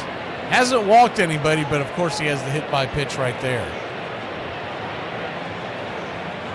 Johnston comes to the plate. He's 1 for 1. Number 7 batter in the order.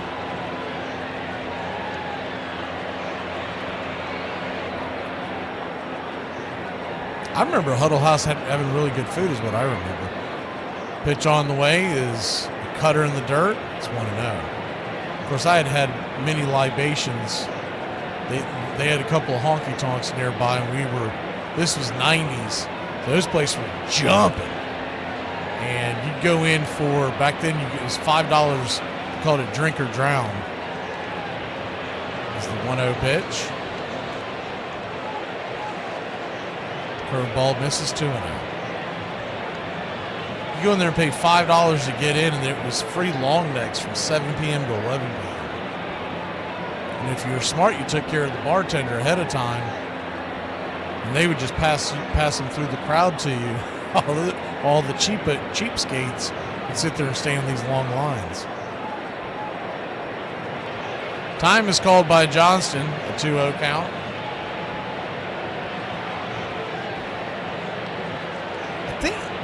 I think they had a really good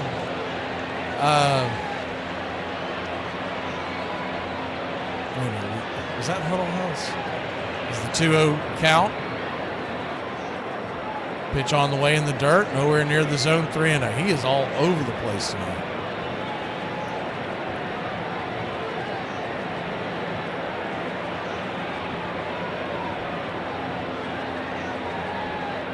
I think they had a really good patty melt at the time. I'm almost positive it was that place, but I'm not sure if that.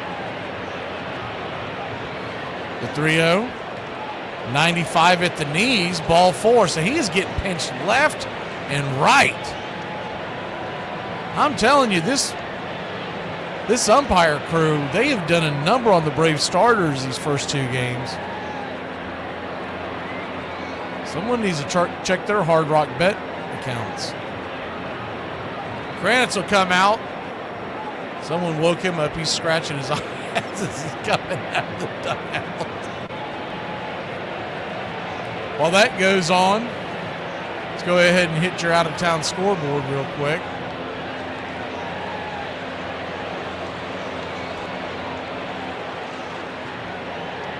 They're in Cleveland, Ohio, and the Guardians lead the Rays 3-0 in the 5th. In the Bronx, Yankees nothing, Nationals nothing. They're in the 3rd. Red Sox lead the Orioles in Baltimore 2-0 in the 5th. While the Blue Jays have a 3-0 lead in Canada against the Twinkies. Mets and Phillies nothing. They head to the 3rd. Brewers are at home against Arizona, and it's scoreless in the 1st inning. Along with White Sox and Royals, they also just got going along with the Pirates and Cardinals, scoreless in both of those as well. They're in Chicago and St. Louis. First pitch on the way to Hill after the timeout called by Kranitz is a cutter down inside. It's 1-0. He is just all over the place tonight. Later on tonight, you got the Angels at the Rangers, Rockies at the Astros, the 1-0. Right there for a strike. 1-1. Hill taking all the way on that one. He grounded into a double play his last time up. Hunter Stratton is warming up.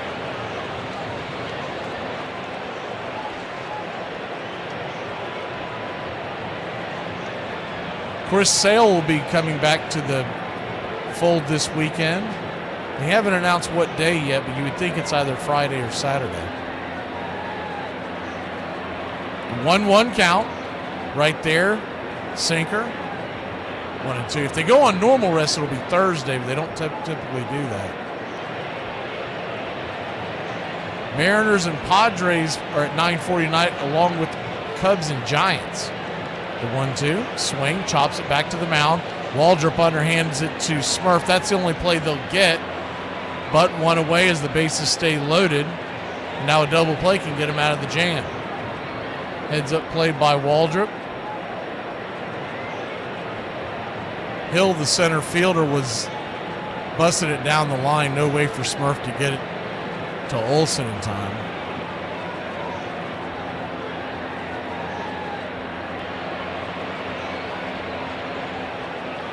I'd like to see him get out of this jam. I'd hate to see for his start to be this short.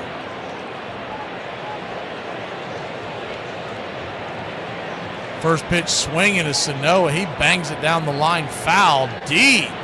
It's 0-1.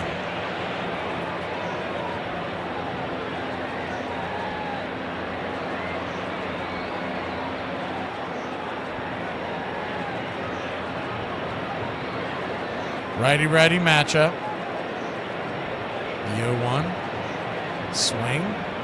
Pops it up. Fairly shallow into right field. Here comes Acuna. He'll make the catch. Fires it home. The one hopper to Smurf is a perfect throw. 2 down. So Waldrop now 1 out away from getting out of this jam.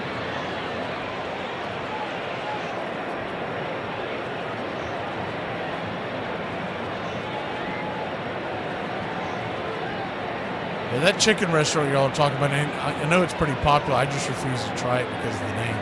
I'm convinced it's probably a University of Miami owner. Bases loaded, 2 outs.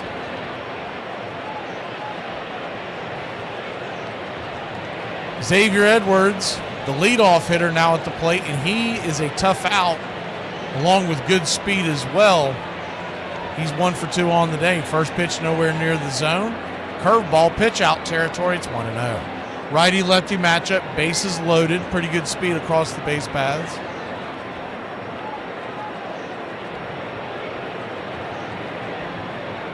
Waldrop, 63 pitches, so not terribly high, the 1-0. 96 misses high and outside. Sinker, 2-0.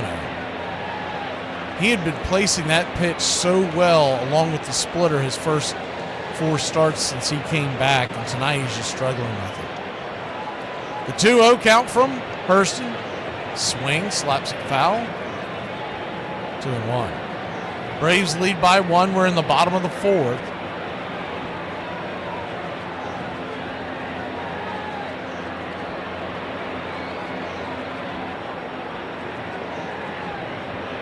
The 2-1 count. Waldrop brings it, swings, slaps that one foul. 96 miles an hour on the outer cut. It's 2-2.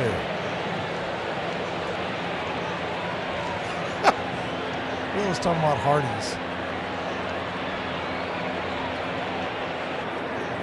You know who used to have good chicken and good steak sandwiches? I don't think they exist anymore, but Mrs. Winters. The 2-2, swing, lifts it into center. Harris is right there. He's made a lot of these tonight, and a lazy fly ball, that'll end the inning. So he keeps him off the board, and at the end of the day, that's all you want. We'll be back in a flash here on Braves Country. Hear the news? A man was just killed on his honeymoon by a shark. Fortunately, they say he didn't suffer long. He was only married 5 days. Do you think you can beat the champ? I can take him blindfolded. What if he's not blindfolded? You son of a biscuit-eating bulldog! What the French, Toast? You think I wouldn't find out about your little doo-doo head cootie queen? Who are you calling a cootie queen, you lint-lit girl? Pickle, you kumquat! Overreacting. No, Bill, overreacting was when I put your convertible into a wood chipper. Stinky McStinkface! You hoboken. I might not be good at fractions, but I still know you're a whole ass bitch. Easy math. But I feel good about the track we're on, and I feel good about the players we have.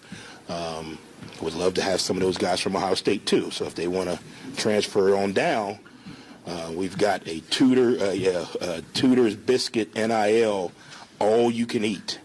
So if any of those guys that run really, really fast at Ohio State like Tudor's Biscuits, I promise you, all you can eat all day if you transfer here. So, yeah. You like my man? He turn you on. Pick out a casket and your favorite church song. Number 1 lineup that ran on the field will always be the Big Red Machine. There was something about the moniker. There was something about the way they just plowed through team, ran over people. One of the greatest teams in the history of baseball. There's no disputing that. Look at the players. Look at those players. We had speed. We had defense, golden glovers. We had batting champions. We had home run champions. We had RBI champions. You come to a Big Red Machine game, you saw everything every night. We were a fan's dream. I'll put my guys up against anybody. It'd be hard to match that team. Braves Country Radio, your home for the classic call of Braves Country Baseball.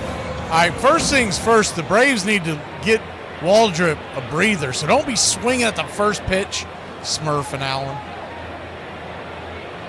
You put the first 2 months of the schedule up on the screen the last couple of innings.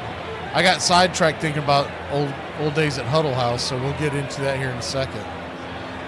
It's not my fault, man. I had some great times there. First pitch on the way is a curveball off the plate. It's 1-0.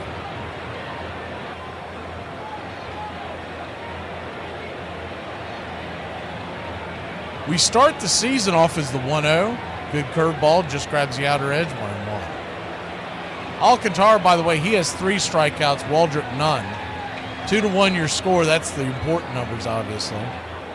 He's at 64 pitches to start the 5th, as Waldrop will be at 67. We start the season off at home against Kansas City and the Athletics. So you like that.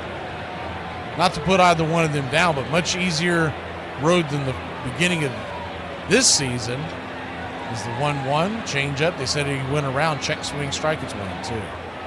This season, if you remember, we started 4 at the Padres and 3 at the Dodgers. The 1-2, swing and a miss, strike 3. Man, Smurfield's just lost up there today. Most days nowadays.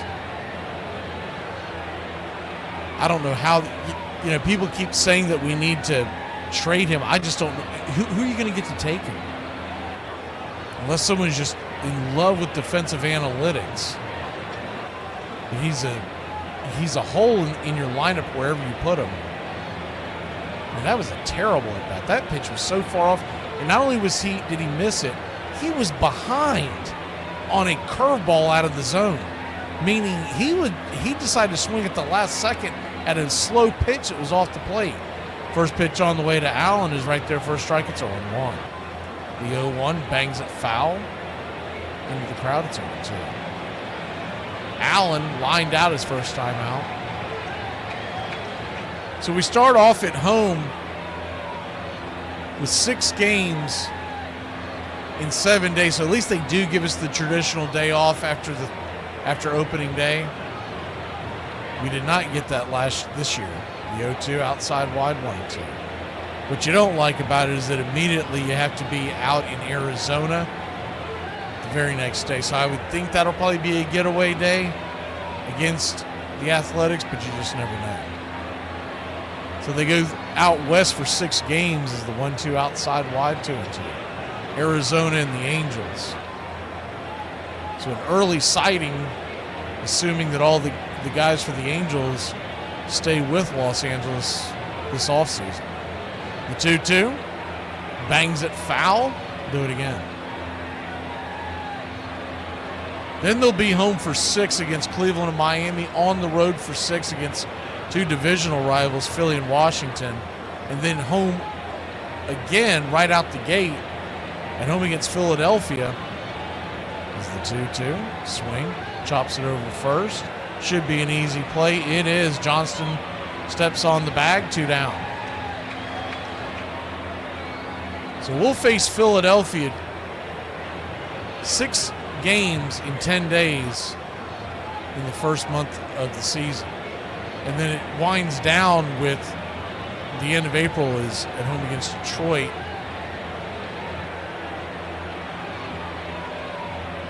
And then May starts, and we are on the road a lot.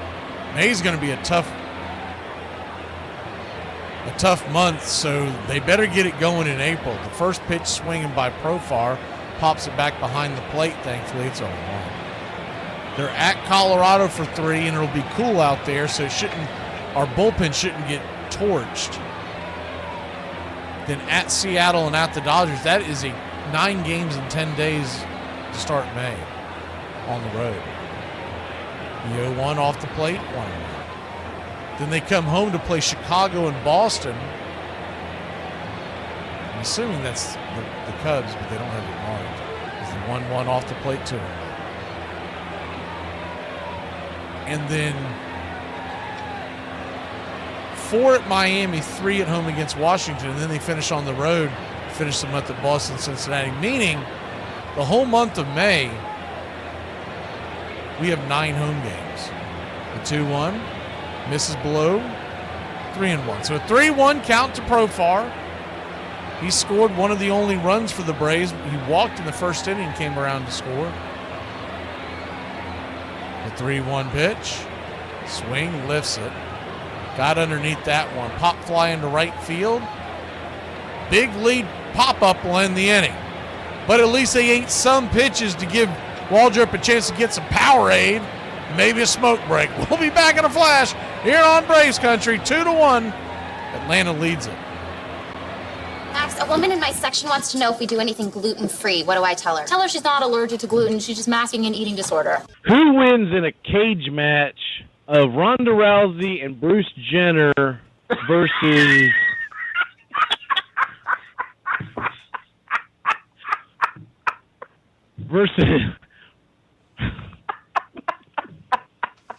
Ronda Rousey and Bruce Jenner, or Caitlyn Jenner, versus Michael Sam and Ray Rice.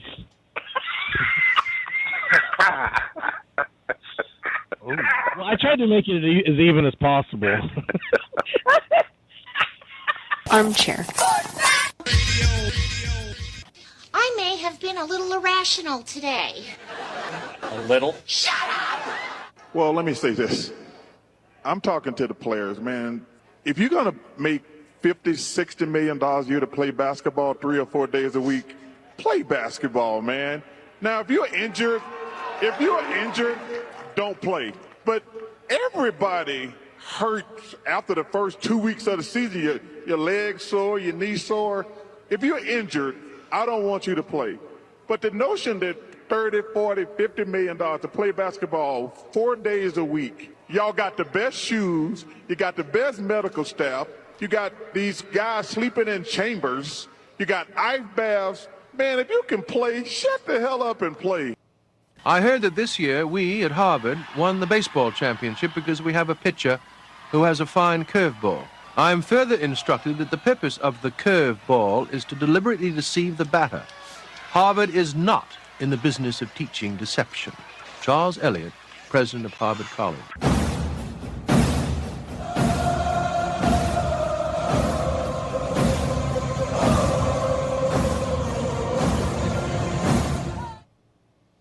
Welcome back, Braves Country.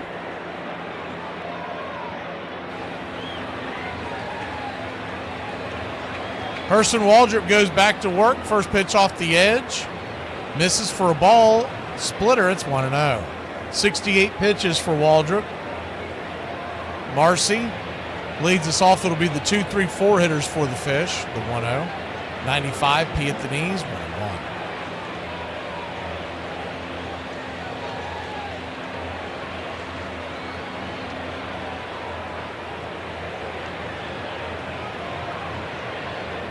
One count. Pitch way outside, wide pitch out territory. 2-1. Braves 2, Marlins 1. Bottom of the 5th inning. The 2-1 pitch. Slaps it deep down the line, fouling out of play. 2-2.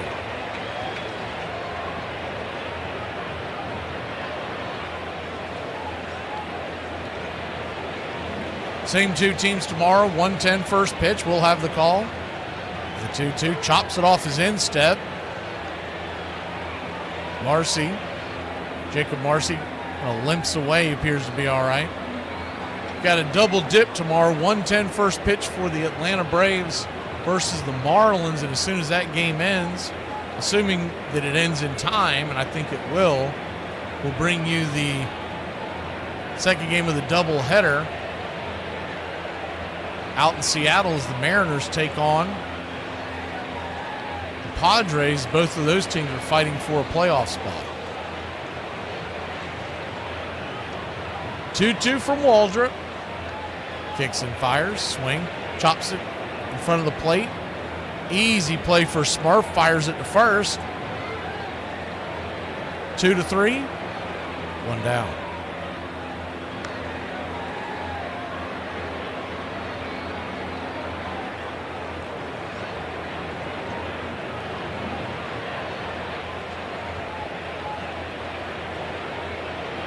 One up, one down to Ramirez. The number 3 hitter will come to the plate.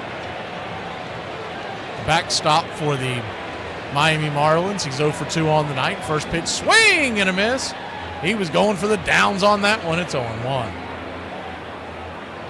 Surprised he kept his shoes on that one. He was coming uncorked like the Tasmanian devil. 0-1. Curveball right up top. It's 0-2. 0-2 count.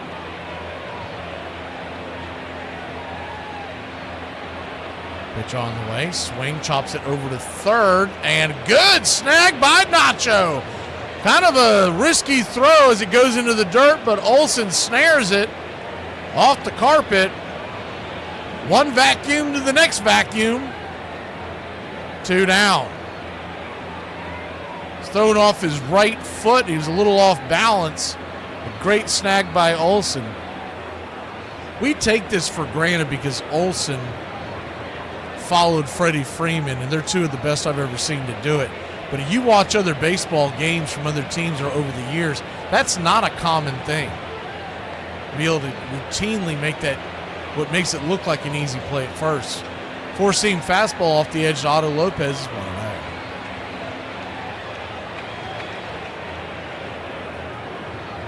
1-0. Right there for a strike. It's 1-1. So 1-1 count.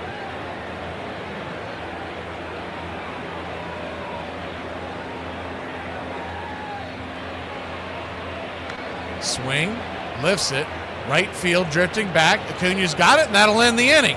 Marlins go down. 1, 2, 3. We'll be back in a flash. Heart of the order due up for the Bravos when we return. Hi, I'm going to be your waitress because my mother drank.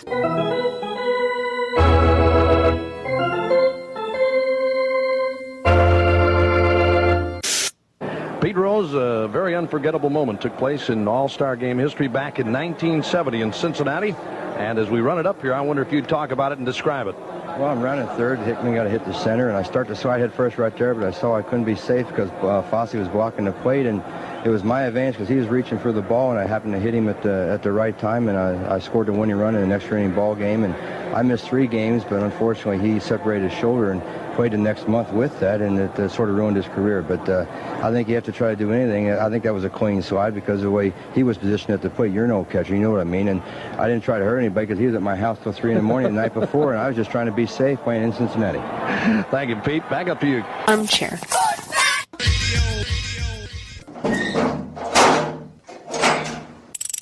Must be sitting on the slider. The Braves standing room only now. Matzik trying to deliver the biggest moment of his career so far. Runners on second and third. 2 away. The Braves lead by 2. Fastball swung on and missed. Sit down, baby. Matzik comes in and absolutely yaks the whole side. Because we've been playing it fundamentally the same way for so long, the way that we can find the benchmarks that cross generations and cross decades is to be able to use these statistics as if they were labels. They aren't numbers. 300 hitter is not a number. The 300 hitter is a tag that means something today, as it did in 1930, as it did in 1890. So the statistics become a means by which we can connect to the permanence. I can make that comparison with my father, who could have made it with his father. Welcome back. First pitch on the way to Matt Olson. 90 miles an hour. Just above the plate. It's 0-1.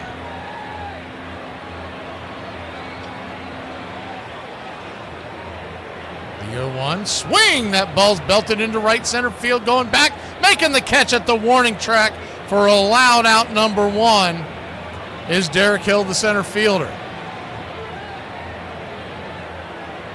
Thought he finally got into one, get it down. He's been kind of scuffling at the plate. That was looking like extra bases. A good play by Derek Hill, cut him off at the pass.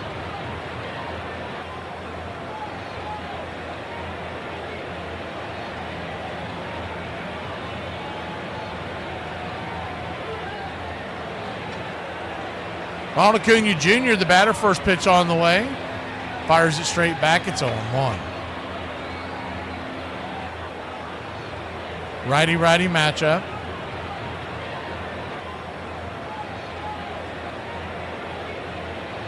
The 0-1. Swing and a miss. It's 0-2.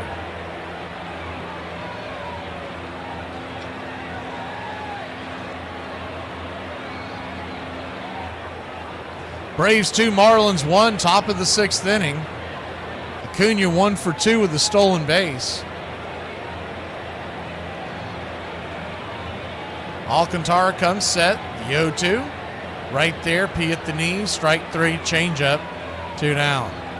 Acuna sulking as he walked away, and he said something under his breath towards home plate umpire. That did look like a strike. Now, he has been off all night. Well, maybe it's a little inside. Regardless of 2 strikes, you got to swing at it. He said something. He was trying to keep it low key, but he said something. The home plate umpire Livensbarger rings him up. Next time he's up on just obvious balls, you'll know why, or if he gets launched. Michael Harris II stands at the plate. Alcantara at 82 pitches. First one on the way. Swing and a miss. Chased a curveball down around the ankles. It's 0-1. Harris had really been hitting the ball well, but he's kind of scuffled a little bit here in the last few days. The 0-1, man, he's chasing some bad ones on Alcantara. It's 0-2. That changeup barely got to the plate.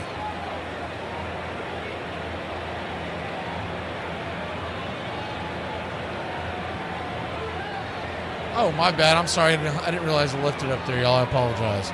The 0-2 count. Swing and a miss. Nope, you got a piece of it. We'll do it again.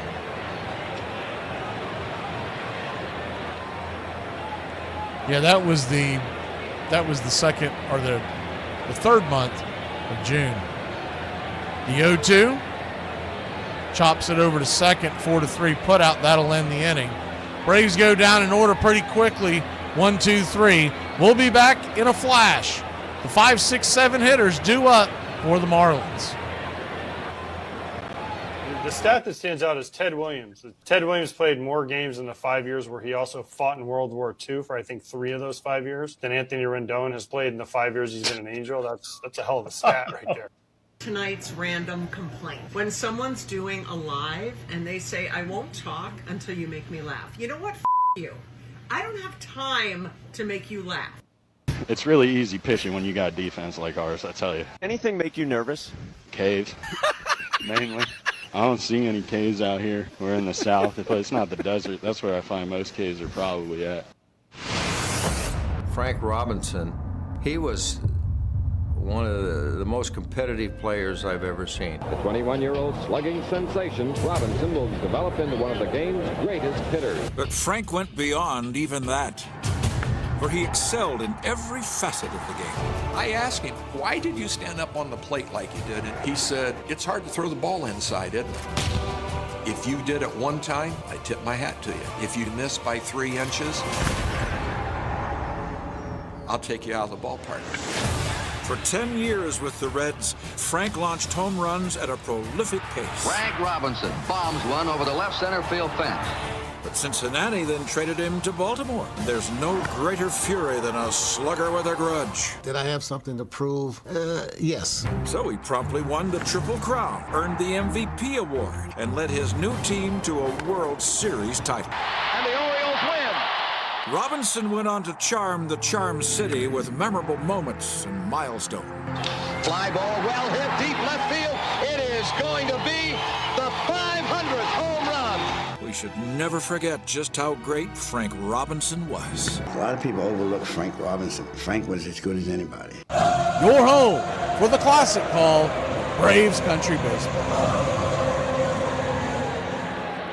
Welcome back. First pitch on the way to Hicks is off the plate wide for a ball. It's 1-0. Righty-lefty matchup, the 1-0. Curveball misses outside, ball 2-0. Waldrop trying to get through 6 innings here. He's at 81 pitches. Hicks 2 for 2 on the day. The 2-0 chops it off his instep, 2-1. He's got a single and a double to his name.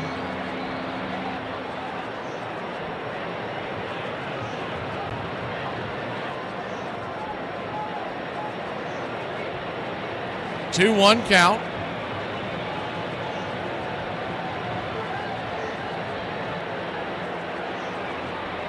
He's 12 for 29 on the Braves all season. The 2-1 chops it down the right field line. Well foul.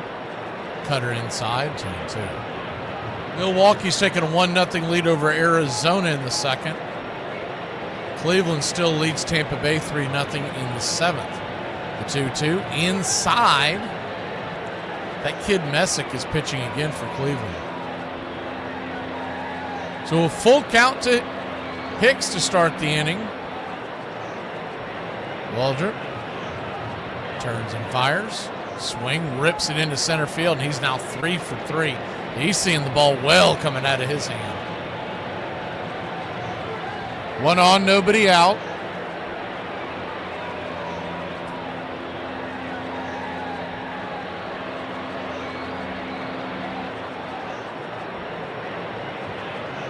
Ball was ripped.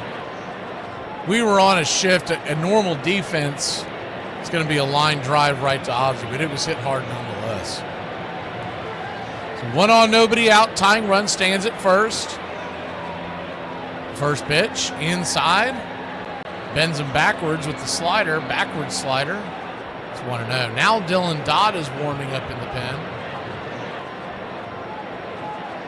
I didn't realize it, but there's evidently a huddle house right down the road here, not in Jacksonville, but right outside it.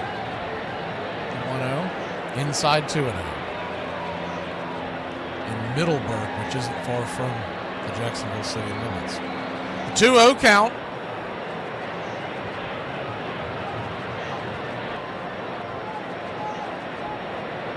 Oh for 1, the hit by pitch. The swing lifts it high into right field. Acuna gives chase on the run, makes the catch right there at the foul line, down the right field line. 1 away. I always found it strange that they called that the foul.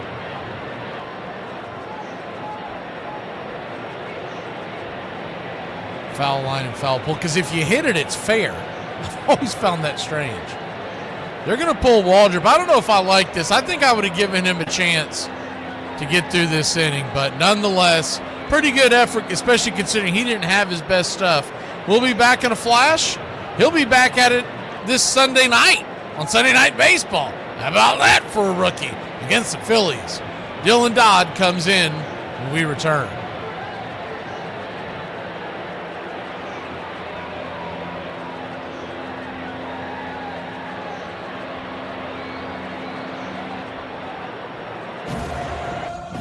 On this date in 1929, the New York Giants become the first team to employ a public address system, having the home plate umpire announce substitutions and his balls and strikes to the crowd.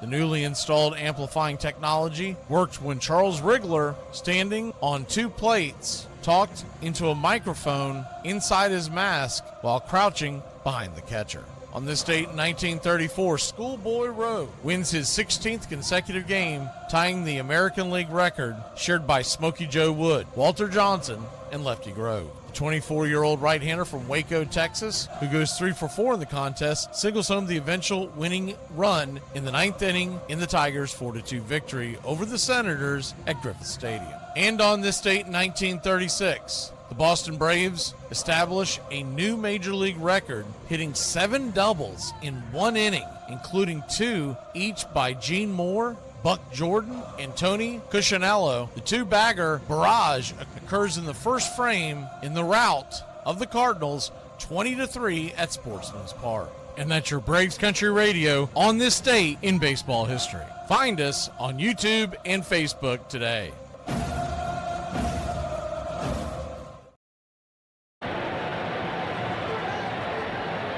Welcome back. Dylan Dodd's going to come on to try to get Herson Waldrop out of the jam. Through 88 pitches, 52 for strikes. That's not really the story. It's more the fact that so many of his strikes were over the plate. Square over the plate. First pitch on the way from Dodd is right there for a strike. It's 0-1. Braves lead it 2-1, so if the score holds, he'll be in line for a victory. The 0-1 inside, 1-1 count.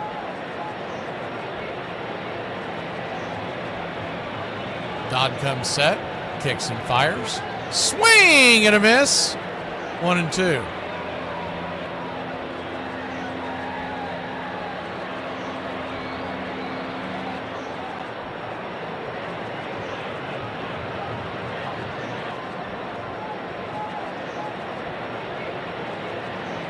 The 1-2 count. Swing and a miss, strike 3. Wagaman. He came out of the dugout hacking. 2 down. He was pinch hitting for Johnson. 2 of those pitches weren't even close to the zone. they're standing in the 305, those balls were up around the 904. And if you know that, you know Florida.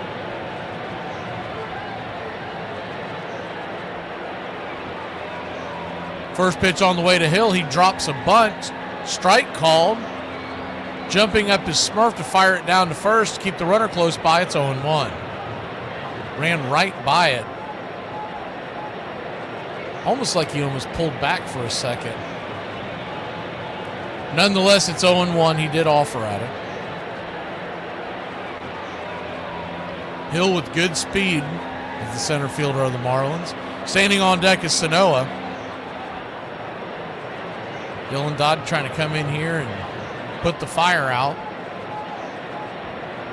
The 0-1. Swing, lifts it into center field, drifting over. Making the running catch is Michael Harris. 75% of this world is covered by water. The rest by Michael the Hawk Harris. We'll be back in a flash. Ozuna leads us off. I have breaking news coming from Southern California. Trump has just renamed San Andreas Fault to Newsom's Fault. I married a guy who had asked me for a date when I thought, why in the world is he asking me for a date? He dated the cute girls. And I just couldn't understand it, but I thought he was cute. So I thought this was wonderful. Ended up marrying him. So about 3 years after we were married, I asked him, why did you ask me for the first date? I know, we had fun. It was good afterwards, but why the first date? He said, you wore an orange corduroy dress. And I thought anybody who would wear an orange corduroy dress liked to have fun. So we had fun the rest of our lives.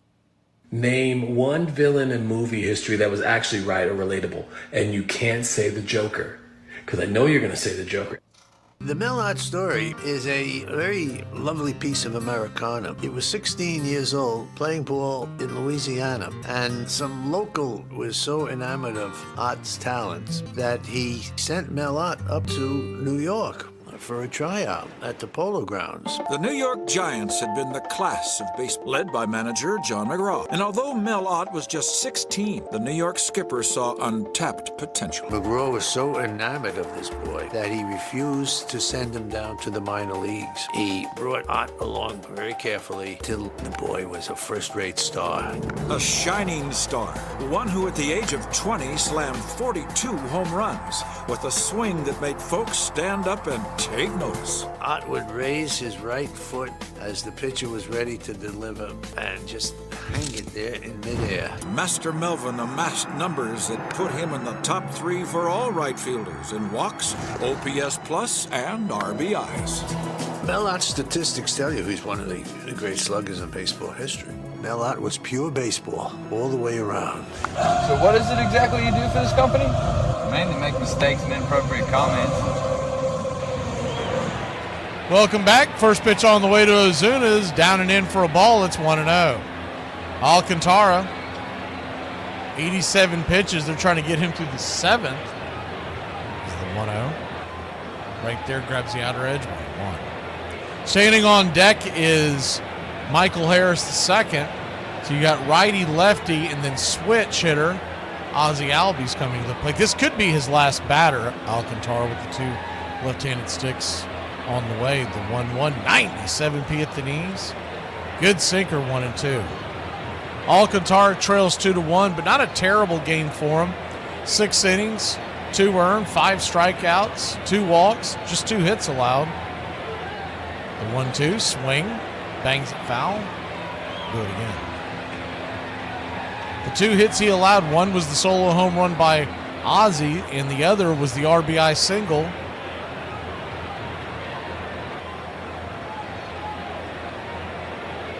I'm sorry, the single by Acuna that eventually scored Profar, who went first to third, and then the dribbler came home off of the bat of Ozuna.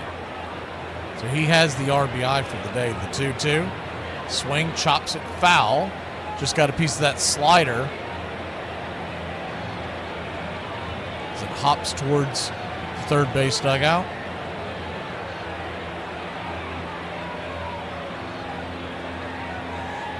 2-2 count. Top of the 7th.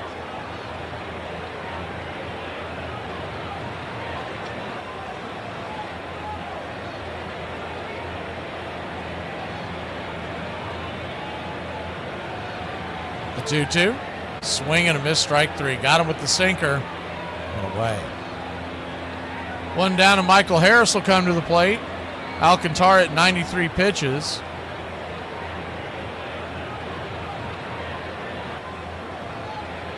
Looks like they're going to let him go, so.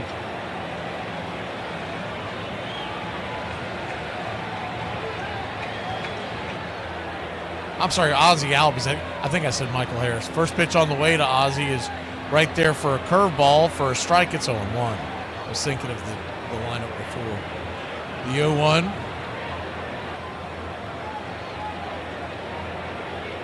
Swing, lifts another one, high and deep. Will that get out? It's going up against the wall. Get up, it's off the wall. That ball's going to get down where the green grass grows. Ozzie rounds first, heads to second, and it's a one-out double by the Wiz. I'm the Wiz, I'm the Wiz, I'm the Wiz, I'm the Wiz, and nobody beats me. Just missed pay dirt. They've got that tall wall out there. It saved a home run from the Marlins. Now it saves one for the Braves there. Ozzie almost went 2 home runs in the same game just off the top of the wall. Right fielder out there, Marcy, was trying to make the play, but he never really had much of a chance. He went to the top of his jump, though, probably a foot or so underneath it. First pitch is a swing and a miss by Nacho Alvarez. It's 0-1. The Nacho Man, 0 for 2, batting .250 on the year. He'll be your third baseman, assuming health for the rest of the way, as Austin Riley has been shut down for the season. As the 0-1 inside 1-1. He had surgery the other day, and they do expect him to be fully recovered by the spring, but second year in a row where you don't have him for the home stretch. The 1-1 count, outside wide, 2-1.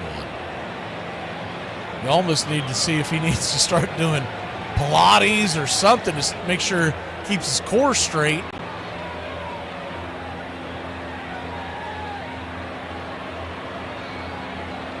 The 2-1, swing and a miss, 2-2.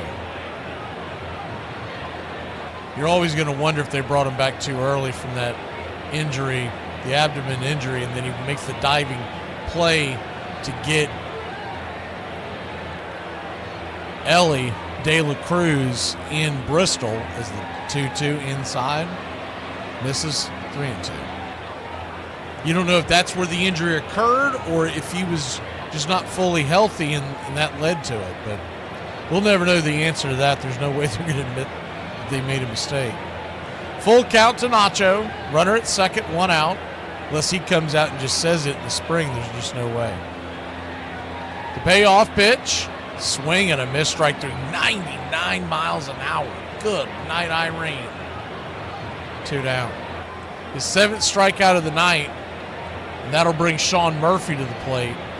And if there's ever been a reason to pinch hit for Sean Murphy, this is it, but you're not going to see them do that. What you might see when Allen comes up next, if there's a right-hander on the mound, we might finally get to see Jake Fraley. First pitch on the way is inside, 99, misses high. It's 1-0. Fraley was grabbed off the waiver wire. The left-handed bat. You got to figure if they do that, then they'll bring in a southpaw. The 1-0. Down below the knees, 2-0. You could see a situation where they go Fraley, they bring in the lefty. We never see Fraley bat, and Eli comes to the plate. The 2-0 count. Brings it. Swing. Lifts it. Into center. Lazy fly ball right there for the catch is Hill, and that'll end the inning. So Ozzie gets on once again, but Braves can't do anything with it. We go to the bottom of the 7th. Get up and stretch, Braves country! All right, I can't see you. Let me hear you. A 1, a 2, a 3. We out to the ball game. Hey, we out to the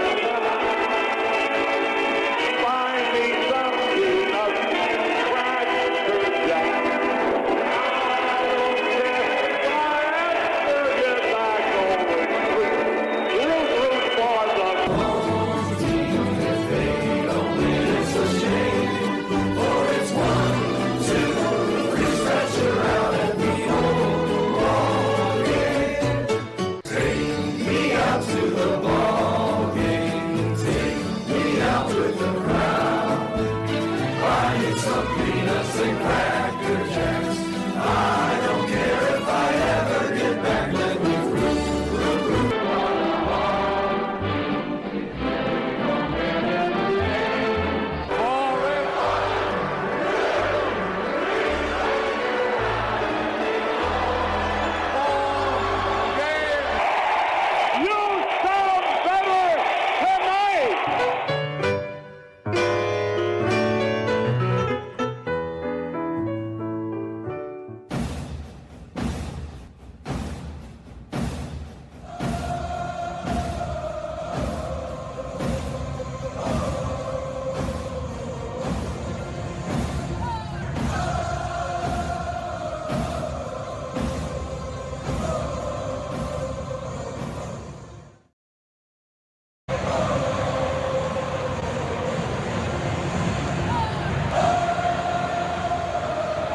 Welcome back, Braves country.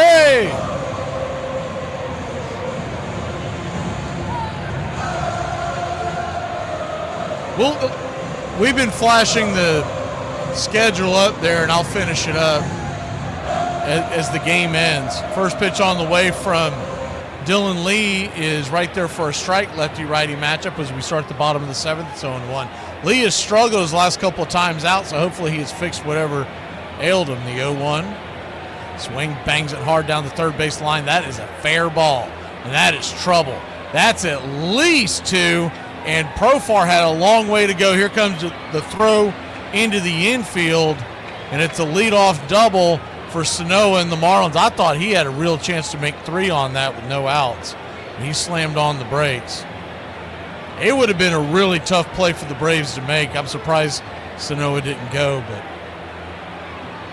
playing it conservatively. That ball was smoked down the line. Nacho.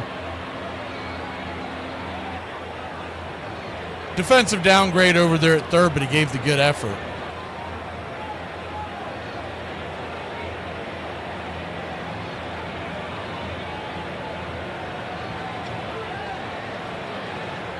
First pitch on the way. They show bunt, pulls it back from Edwards, who's batting from the right side now, leadoff hitter for the Marlins. It's 0-1. The books are closed on Waldrop. He went 5 1/3, 8 hits, 1 run, 1 walk. No strikeouts. The 0-1 pushes it over to first. Olsen looks at third, then turns and fires it to first, and Olsen was on that pitch so fast that they were not able to move the runner over. So a wasted out by the Marlins. And Sanoa stands at second base now with 1 out. Good play by Olsen. I mean, he almost caught that thing on the fly. He was basically standing in the batter's box on the right side from the left side waiting for the right side bunt. Runner at second, 1 out, lefty-lefty matchup now. Marcy, the batter, he's 2 for 3. First pitch, 94 at the knees. It's 0-1. Braves clinging to a 2-1 lead,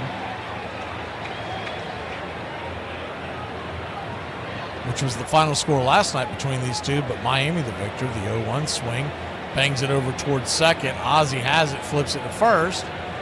And there's 2 down. The runner at second does make it down to third, so he's 90 feet away. There's Ramirez coming to the plate. Lopez moves to the on-deck circle.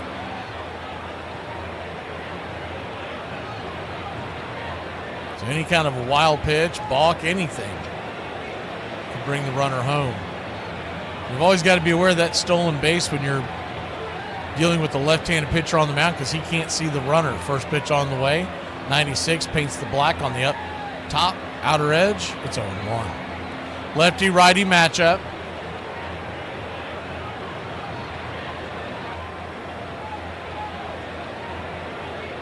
The 0-1.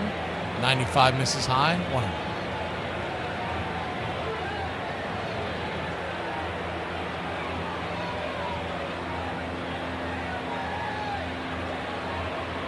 1-1 count. Swing. Slices it back foul. We'll do it again. 1-2.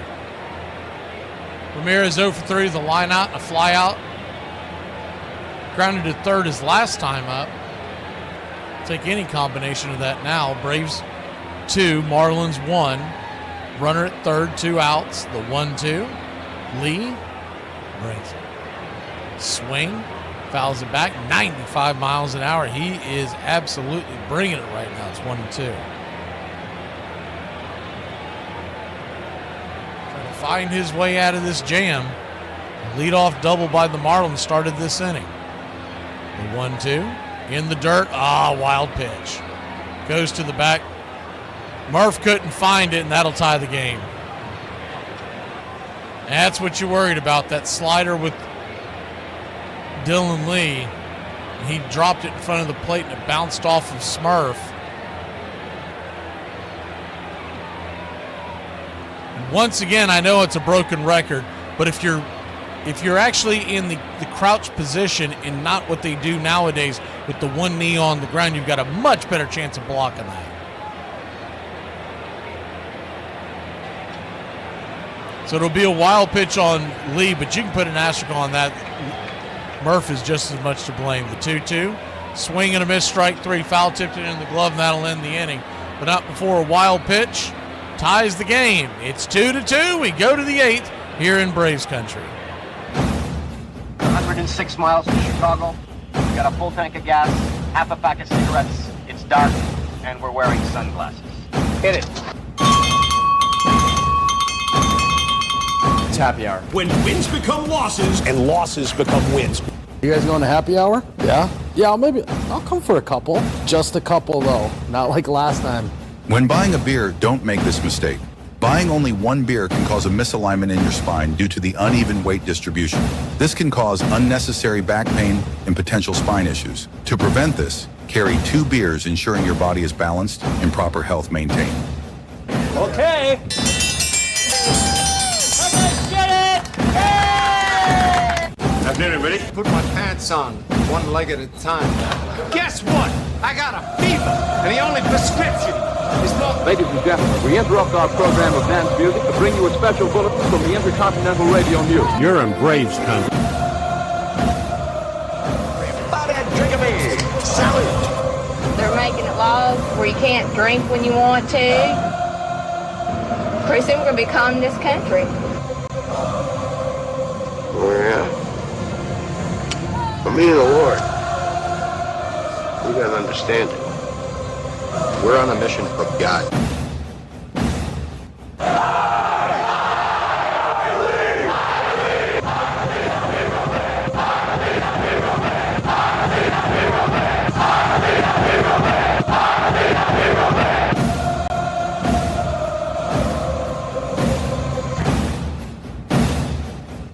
If you want to stop me, you're gonna have to kill me!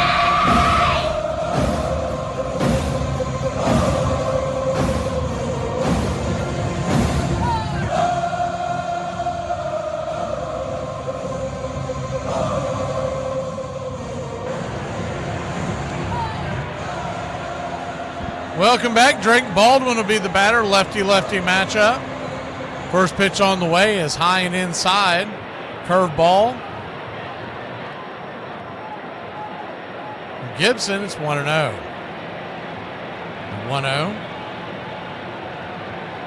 Up top, 91 miles an hour.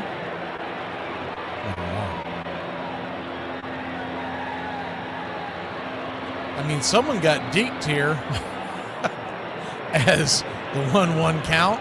Swing, chops it over to second. 4-3, easy put out. 1 down. Of course, we didn't see it as it transpired, but there wasn't really enough time for 2 pitchers to be warming up. So they must have jumped the gun, they being the Braves, and put Baldwin out there to hit and announced him, and then they brought in the left-hander Gibson. You'd think Atlanta would have started off and sent Allen out there and then waited for the pitcher to warm up and then make the hitting change. First pitch to Profar is outside.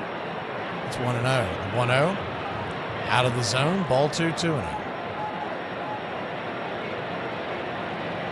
Alcantara was at 104 pitches. There's no way that they were sending him back out there. So you knew there was a lefty coming out there. You still went with Drake. The 2-0 inside, 2-1. So that, I mean, you're talking getting outmanaged. 2-1 count.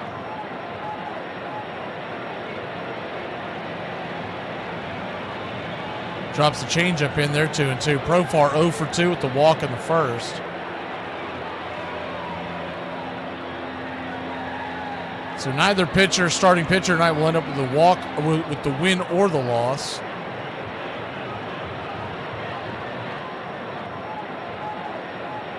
The 2-2. Swing and a miss. Strike 3. Curveball down and in. You had Eli White that you could have picked from off the bench to pinch hit, is my point if a left-hander came out there. So either A, they did it way too early and got outmanaged, or B, they put a lefty against a lefty and they got outmanaged. Because I'd be saving Drake for the 9th or maybe even extra innings when you had a right-hander up there. The first pitch on the way, sinker inside, it's 1-0. And I know there's numbers that show differently that you can get something out of him, but this guy, particularly Gibson, is nasty against left-handers. That's why he's coming in as to face Olsen. The 1-0. Swing and a miss. Nasty curveball. 1-1 count.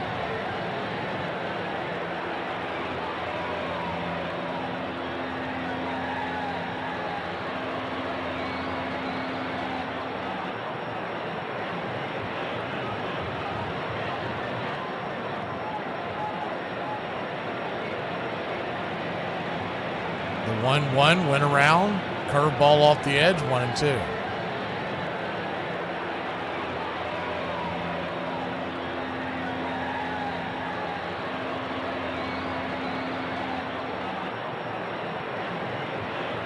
Gibson, his 12th pitch of the inning. Swing just got a piece of it. Olsen's not picking up that curveball well at all. Olsen 0 for 3, now batting just .262. He's lost about 20 points off his batting average the last few weeks. Tyler Kinley, the right-hander, warming up. The 1-2, swing. That curveball got banged down the first base line. If he hangs it up there, Olsen can smack it, but it's been diving off the right side of the plate. Right side if you're standing at the mound. The right-hander's batter's box. The 1-2, swing, lifts it into right field. That's going to get down for a base hit. And Matt Olsen does a great job of fighting off some pitches. He's on first, and there's 2 outs. You know the guy's name that you yell? What? That's not what I meant to hit. We're not going to break. Matt Olsen. This is not watered down. This is I need a Rutlo Raggy. Ice House. Smooth as it gets. Looks like that's going to be it. So he just came in to basically face Olsen. And we'll head to a quick break. When we come back, the right-handers coming up to face Acuna. Braves and Marlins are tied at 2. We'll be back in a flash.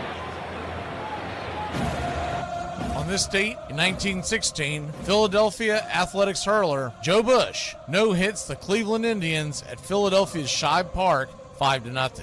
Bullet Joe, who will win 15 of just the 36 victories for the last place Athletics, allows only one base runner in the first inning when he issues a walk to Jack Graney. On this date in 1926, Washington Senators hurler Walter Johnson with 408 victories, bests Red Faber with his 197 victories, and the White Sox at Griffith Stadium 9-3. The veteran pitchers have accumulated the largest amount of victories, a total of 605 for 2 hurlers facing each other in the same game, a record that will last until 1986. when Tom Seaver takes on Don Sutton. And on this date in 1939, at Brooklyn's Ebbets Field, NBC televises the first Major League game on an experimental station, W2XBS, covering a doubleheader where the Reds win the first game 5-2, and the Brooklyn Dodgers take a 6-1 victory in the nightcap. The network employs 2 cameras, one standing behind home plate, showing an expansive view of the field, and the other on third base to capture the plays at first. And that's your Braves Country Radio on this date in baseball history.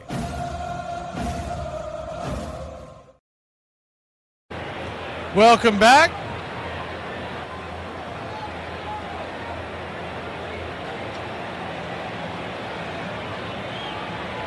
Right-hander coming on. He's gotten a lot of, as the first pitch on the way from Phillips is a sinker. Smack down the line, it's 0-1. Tyler Phillips, he's gotten a lot of publicity on social media recently because of his intro. He slaps his face as he comes in from the dugout.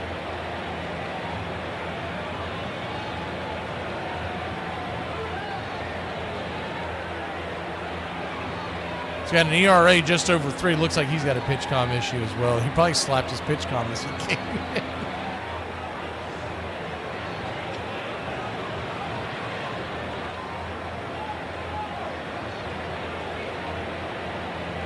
Back to work now. Righty-righty matchup. Acuna versus Phillips. Wilson at first. Pitch on the way, in the dirt.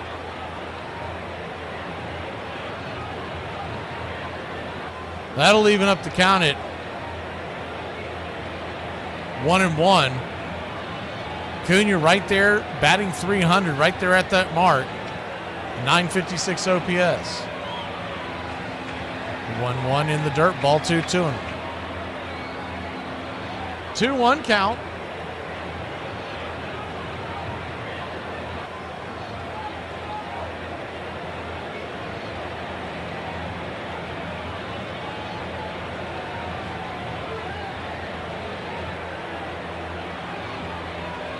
Looks into the runner. Swing! That ball smoked up the middle, off the second base bag, and the Braves got something cooking here in the 8th inning. That ball was a hot shot, baby.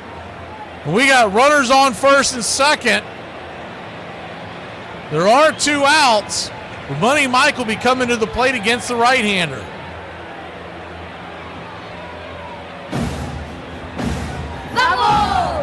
Bravo.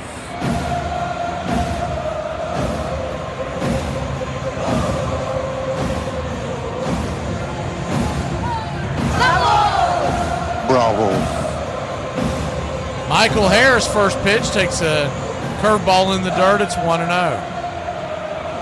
Tyler Phillips, 6'5", 225, 27-year-old out of Lumberton, New Jersey. The 1-0. Swing and a miss. Chase the curveball well out of the zone. It's 1-1. Drafted by the Rangers back in 2015. Didn't make it to the majors till last year for a short call-up for the Phillies. The 1-1. Swing, chase another curveball. Just taps it off the plate. So Harris down to his last strike. I'd say he's going to see that curveball again. If not now, then they'll have a setup pitch and go back to it because he is chasing it. It is well below the zone. Hopefully he can get a hold of it. The 1-2. Swing. Another curveball. Drags it foul down the first base line.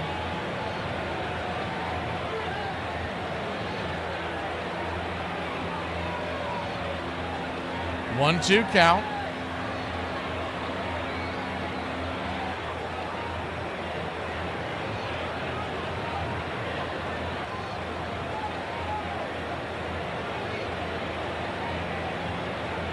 Pitch on the way, in the dirt. That one he takes. Splitter this time. 2-2.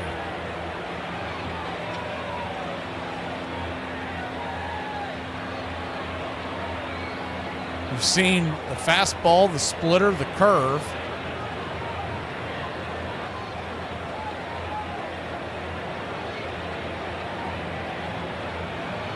He also has a sinker and a four-seamer. The 2-2 lifts it into left. That'll be an easy out. F7 in your scorecard, and that'll end the inning. Michael just couldn't handle that bender. We'll be back in a flash. Bottom of the 8th. Tie ball game here in South Beach. Probably saying, I thought there was only one time you're supposed to charge the mound, and that's when you got beamed. Well, you're dumb, and that's wrong. There's plenty of times you can charge the mound other than just when you get beamed.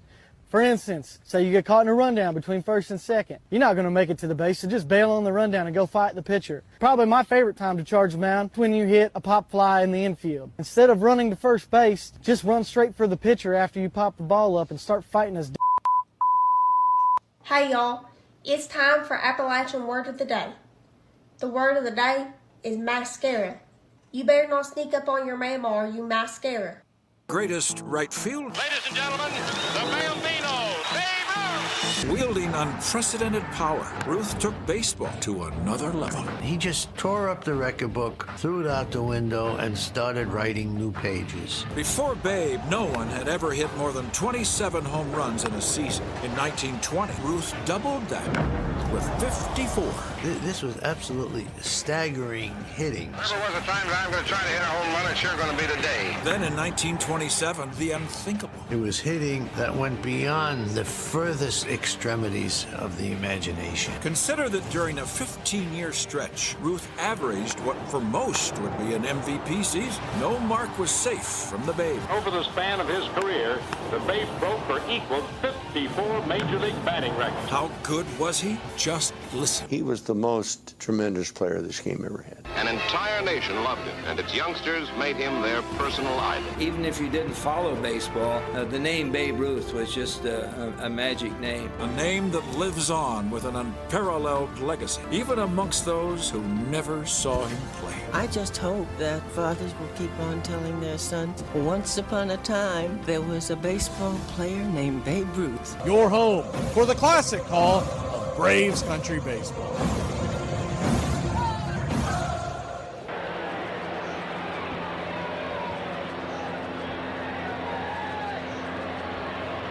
Tyler Kenley, the batter.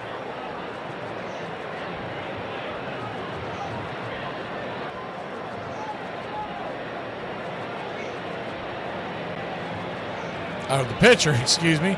Righty-righty matchup to start the inning. Bottom of the 8th, Lopez will lead the Marlins off. First pitch, 95 on the outer track. It's 0-1. Kenley came over in the trade from Colorado right before the deadline. He lives on that slider. It's a pretty good one. The 0-1. Misses off the plate, 1-1. 1-1 count. Due up in this inning for the Marlins, Lopez, Hicks, and Hernandez. The 4, 5, 6 batters, the 1-1. Did he go around? He did. It's 1-2.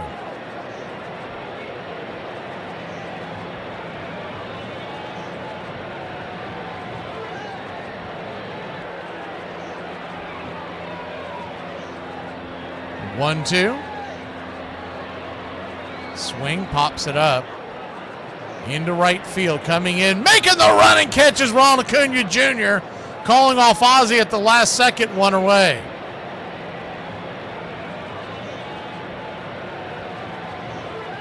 They're slapping each other with gloves and laughing about it because basically Acuna is saying, man, when I'm coming in hot like that, get the heck out of the way. Ozzie said, I didn't know you were going to be there.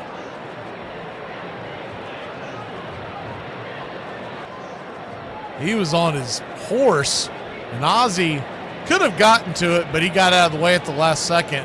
First pitch on the way, hard hit ball to Olsen. He'll underhand to Kenley, and just like that, 2 up, 2 down. Kenley lives on that slider 62% of the time, but he does have a 4-seam and a curve at 25 and 12% respectively. He does have a show-me changeup pitch, just 1% of the time, but I don't believe he's thrown it since he's come to Atlanta. At least it hasn't been recorded.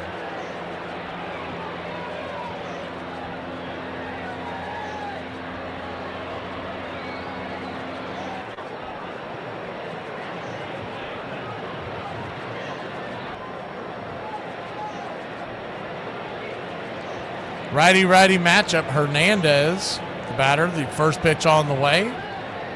Right there for a strike. Slider on the outer edge. It's on one.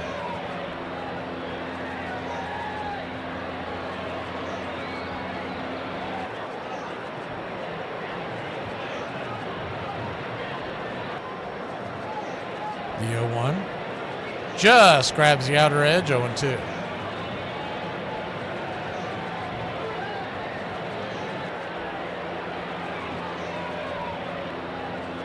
Oh-2 count.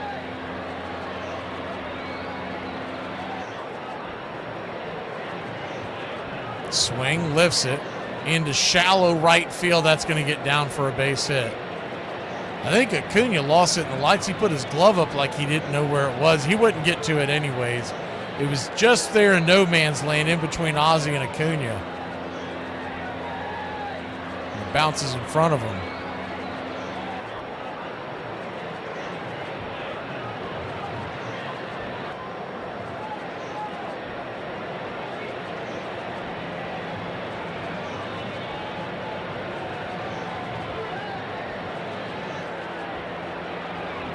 First pitch on the way to Wagaman is right there for a strike. It's 0-1. Good slider on the edge. He's getting that call right on the edge. I mean, it's just painting it as it goes by. The 0-1 from Kenley. Swing. Bangs it over to short. And 6-3. Brujan to Ozzie. That'll end the inning. So we'll go to break. Top of the ninth we go. Ozuna, Ozzie, and Nacho coming to the plate. I will not put my phone number on this paperwork at the school. They text me about every assignment due, and I don't give a shit because I don't care if them kids fail. They can repeat the 7th grade 15 times. I don't give a damn. They'll be the tallest one in there. I'm sorry. Are you insane? I'm like the most humble person ever. I won this in 1995, most humble person in Seattle. Then I won this one in 2000, most humble person in Washington. This one, most humble person in the Pacific Northwest. Got this in 2010. And then this one, I got this year. Most humble person in the universe, hands down. You are the best ever. You're so pretty and so smart. And people are lucky just to breathe your same air. So, the critics have spoken. I am both pretty and smart and humble. So, take it back! It's the 9 greatest left fielders. To qualify, player had to have had a minimum of 900 games in left field, starting with number 9. His nickname was Rock. Here's the Rock. Because he's built like a rock. Look at the play by Rock. Tim Raines been throwing some leather. And once Tim settled into left field, his career took off. It'll be a straight steal for Raines. Tim started his career with 27 straight steals and set an NL rookie record with 71. And he's in there. But this was just the first of 6 consecutive seasons in which Raines would swipe at least 70 bases. High drive into deep left field. Would you believe a grand slam for Tim Raines? He had power. He had speed. He could hit for average. Tim hit .320 or better 3 straight years for the Expos and won a batting title in '86 with a .334 average. I did not mean to push all of your buttons. I was just looking for the mute.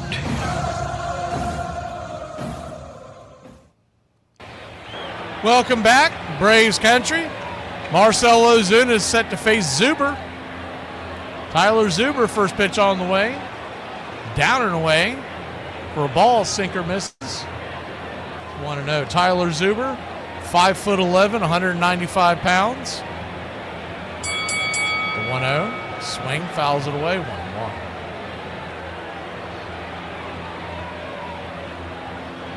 1-1. One count. Braves and Marlins tied at 2. 1-1. Swing! That ball's lifted high and deep. Get down, and it's going to go up against the wall. Marcell Ozuna with a leadoff double, and that click finally clacked for me. Braves got a leadoff double to get things going here in the top of the 9th inning. Let's go, Braves country!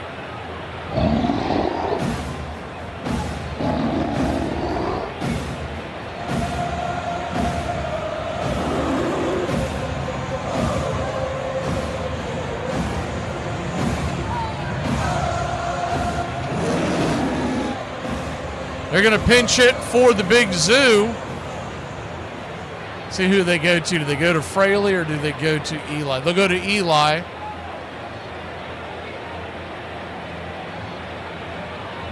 So Fraley, lone man on the bench.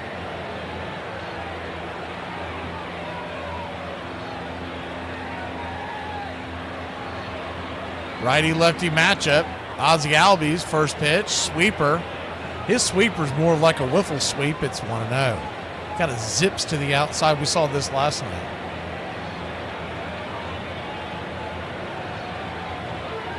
The 1-0. Up top, 94, misses high, ball 2, 2-0. 2-0 count. Braves 2, Marlins 2.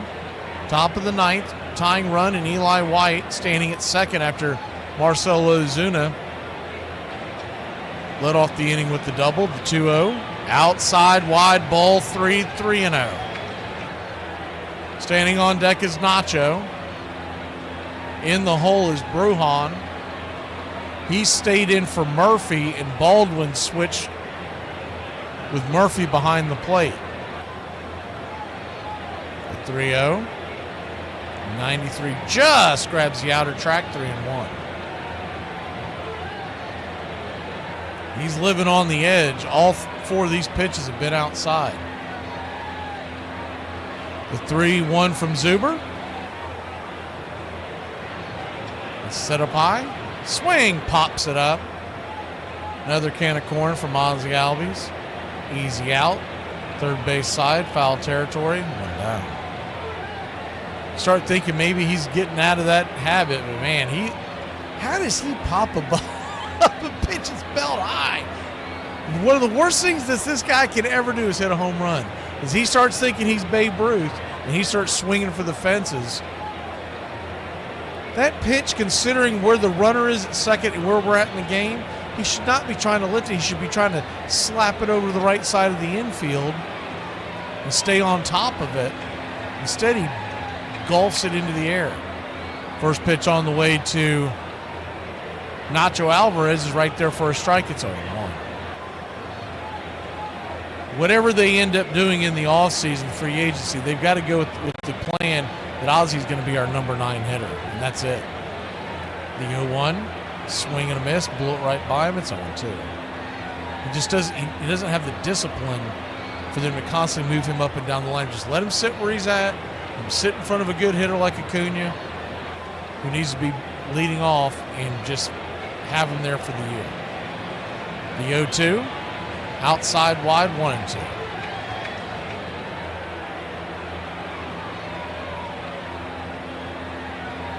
One, 2 count.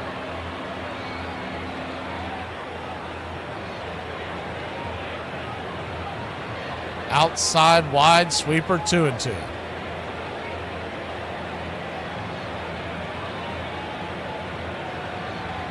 2-2 count. Brujan, the left-handed bat, is on deck.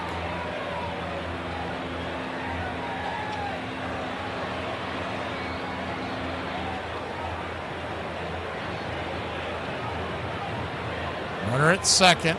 The pitch. Outside wide. This time he went with the four-seamer. Full count.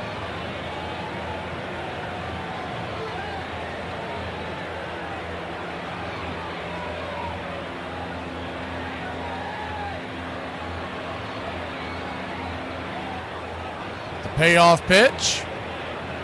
Swing, slaps it foul, will do it again.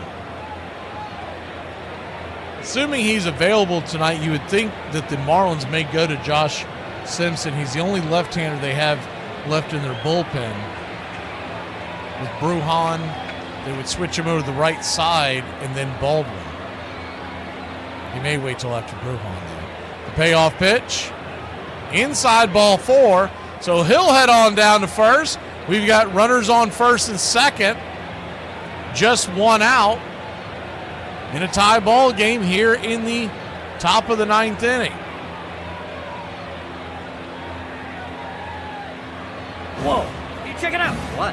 That does look like what he's going to do. Nacho. It is a sign. A sign. It needs nachos. Marlins manager Clayton McCullough comes out of the dugout And yet now they finally show into the bullpen. Simpson is warmed up. So that's what I suspected. The lone lefty they've got left in their pen, they're going to have to go to him a little early, because if this goes to extra innings, remember, Matt Olson looms around the corner. We'll be back in a flash.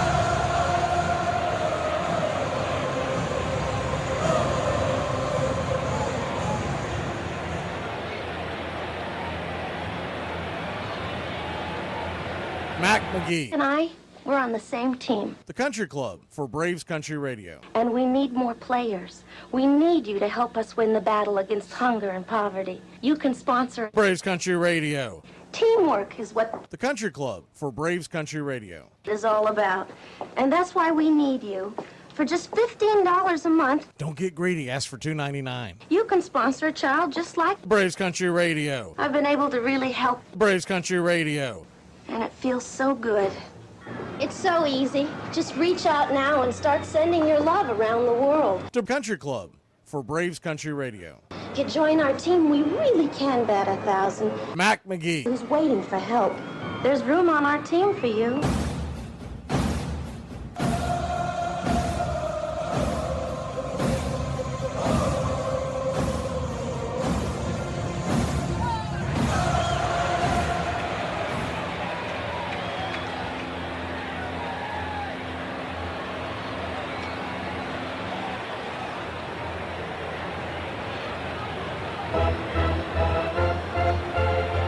Runners on first and second. There's just one out.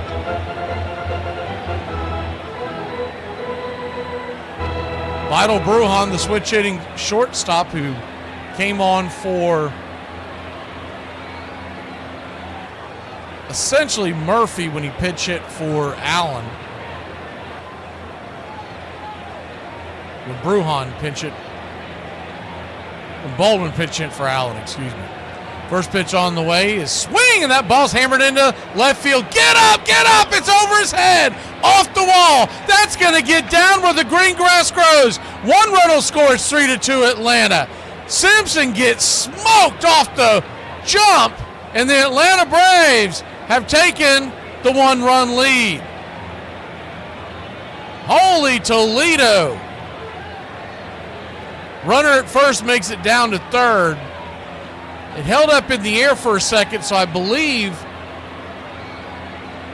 though that ball was scalded, I don't think Nacho read it that well, and he has okay speed, but not great speed, and by the time they got back into the infield, they didn't want to risk it. But a good hit by Vital Brujan. First pitch on the way to Drake. Not about muscle. It's simple physics. Right there for a strike at the knees. Lefty-lefty matchup. Gravity, of course, remains a constant. It's 0-1. The 0-1 to Drake. Kicks and fires. Swing. Chops it foul. It's 0-2.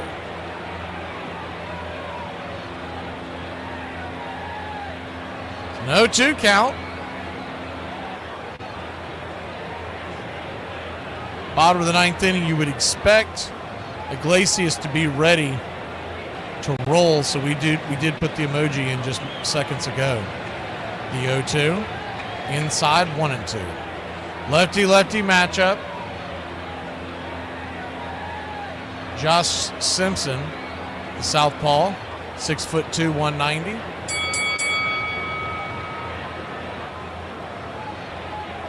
Looking back to runners. Stares into Ramirez. Here's the pitch. Swing, drags it on the ground through the hole. That'll score one run. The Braves lead it 4-2. Here comes the throw to the plate. They cut it off, and the Braves have put two on the board. It's 5-2. How do you like that? Good piece of hitting there by the Drake. They had the infield drawn in, and he smoked it up the right side in between the 4-3 hole. And the Atlanta Braves are taking a 3-run lead. Like the Drake? I love the Drake. How could you not like the Drake? Who's the Drake? The Drake is good.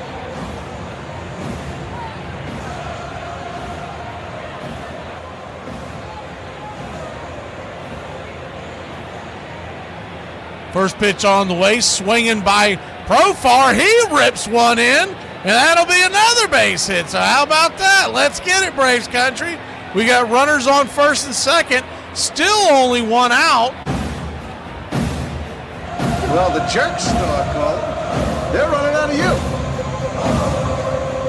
It's smart. It's a smart line, and a smart crowd will appreciate it. And I'm not going to dumb it down for some bonehead mass audience.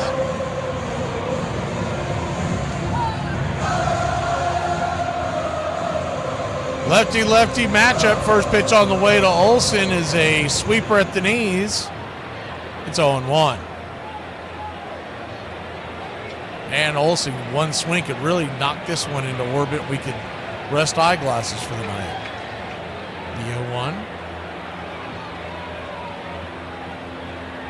Brings it. Outside wide, 1-1. Standing on deck is Ronald Acuna Jr. You know Simpson's looking for a double play to avoid that. The 1-1 to Olsen. Just misses the outer edge. You go around, they check down the line. Third base umpire Mark Wegner called it a strike. I don't know about that. Man, I'd like to see a side view. We haven't gotten one yet from the Braves cast, and the Marlins are dragging behind as well. The 2-1 count. Swing, fouls it straight back. Excuse me, 1-1 count, fouls it straight back. It's 1-2.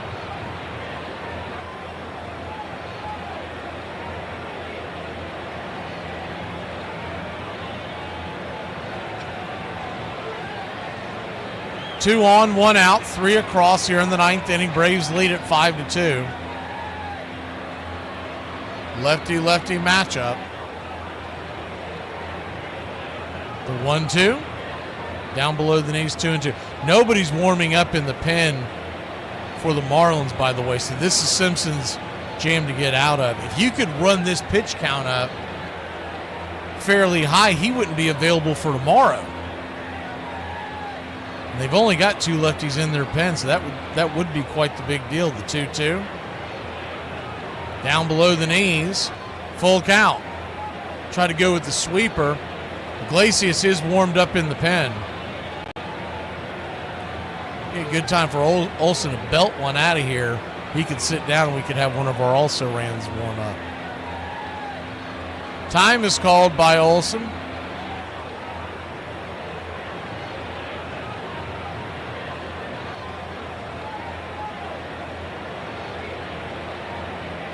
Wander Suero is slowly warming up in case we get a big lead. The payoff pitch. Outside wide, ball 4. He'll head on down to first. And we've got the bases loaded with just one out. This is not watered down. This is Ice House. Ronald Acuna Jr. coming to the plate. Ice House. Smooth as it gets. The pitching coach this time will make his way out there, Daniel Moscas. Pitching coach for the Miami Marlins as the bases are loaded. Ducks all over the pond. Acuna's got a chance to break this sucker wide open.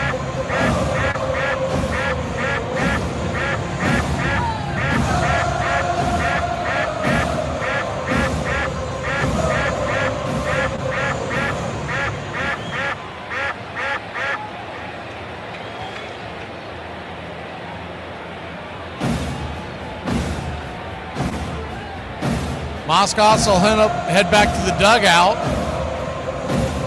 Bases loaded. The infield is in. Come on, Acuna, scalding.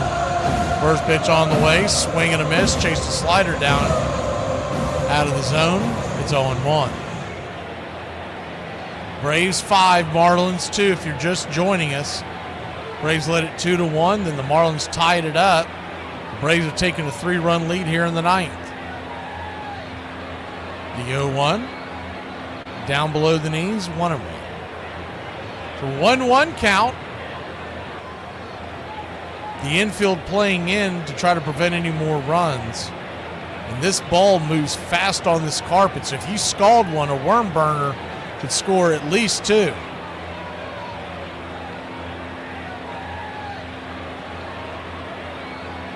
One count. Time is called. Last second. No, that's going to be a pitch timer violation. So how about that? So it'll be 2-1 to Acuna. Remember, there was a game a few years back where we hit one on the ground, and it wasn't Olsen at first, one of our faster runners. I believe it may have even been Acuna, but there was a ball scalded a worm burn. It got through. The 2-1s up there, first strike, 2-2. It went all the way to the wall, a ball that you wouldn't have thought would get to the wall because the ball moves so fast on this carpet. It was either Ozzie or Acuna. I can't remember who was on first, but whoever it was scored with relative ease. The 2-2 count brings it outside, wide, ball 3-2. So nowhere to run, nowhere to hide. The bases are juiced. A full count to Acuna, and standing on deck is Michael Harris II. Simpson, 18th pitch of the outing. Here it comes. Up high, ball 4, and Simpson walks in a run. Don't! 6-2 the lead, and Acuna brings him home. Good at bat by Ronald Acuna Jr. Bravo.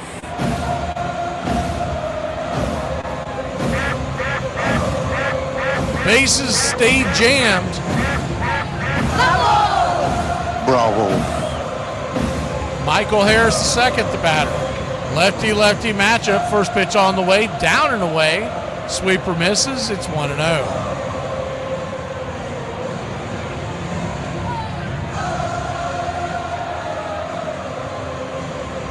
1-0.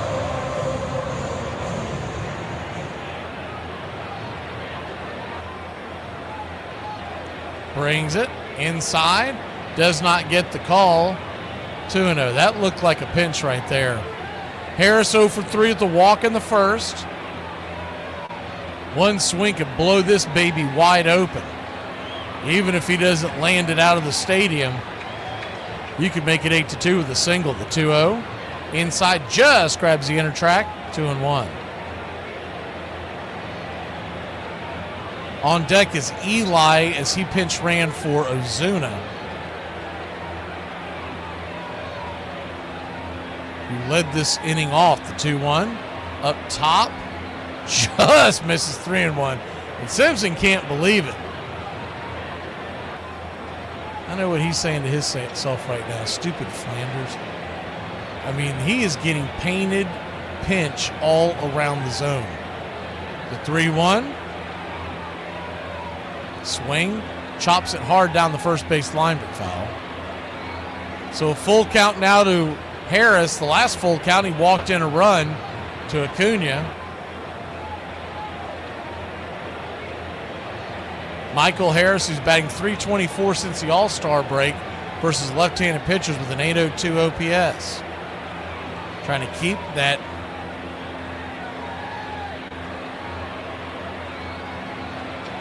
the line moving. You got a full count. Looking for his first hit of the day. Simpson comes set, the payoff pitch. Swing pops it up. That'll be a can of corn inside the infield. The two guys almost ran into each other. Who was it? Was that Edwards and Lopez? They were at the top of the pitcher's mound and almost collided. Edwards makes the catch, but honest engine, Edwards is looking around like it might have been Lopez's fault. Lopez, you're the shortstop. That means he's the captain of the infield. So if he's calling him off, and we can't hear it obviously, but if he's calling him off, Edwards has to give way. But the catch was made. They did not collide, so no injury. Eli White, the batter. First pitch, inside, misses. It's 1-0. Went with the curveball to start it off. It didn't quite have the same bend that he's had on other pitches.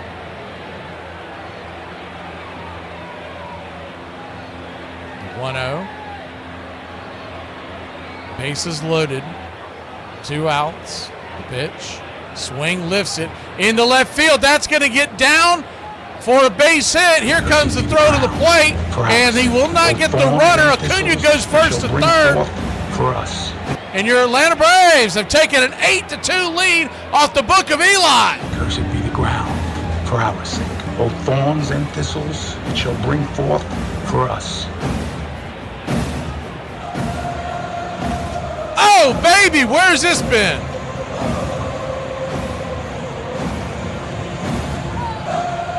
Hanging sweeper on the outside part of the plate, and he just kind of raked it into left field. Olsen comes home easy to score. Once the throw came to the plate, Acuna took off for third.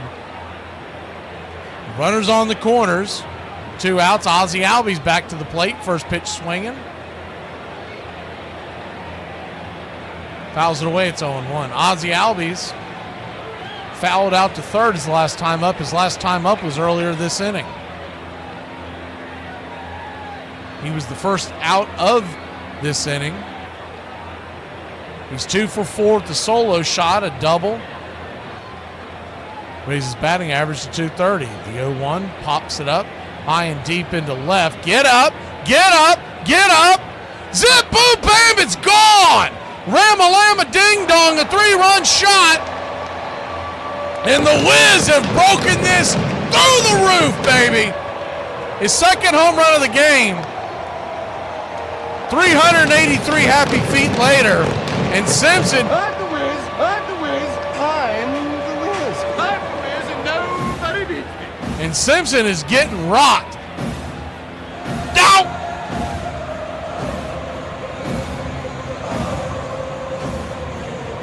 A hanger, a banger.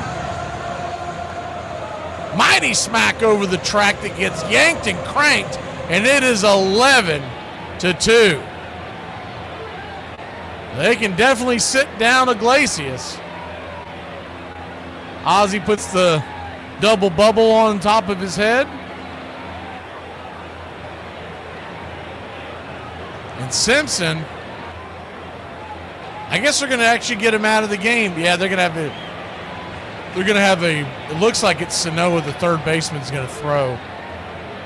So a little Luke Williams style. We'll be back in a flash. The Braves, 11. Marlins, 2. Old-fashioned fish fry on a Tuesday night here in Braves country.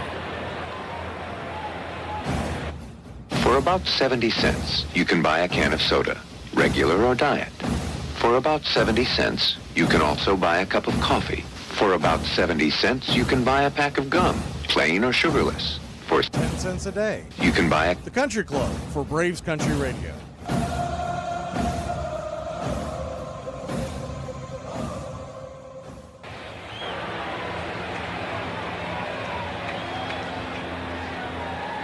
Man, that ball got out of here in a hurry. When anything travels that far, I'd have a damn stewardess on it, don't you think?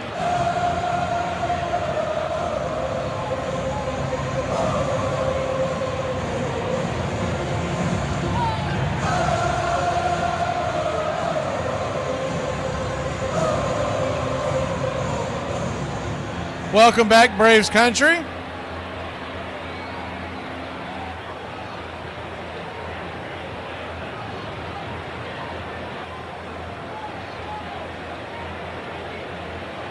First pitch on the way from Sanoa.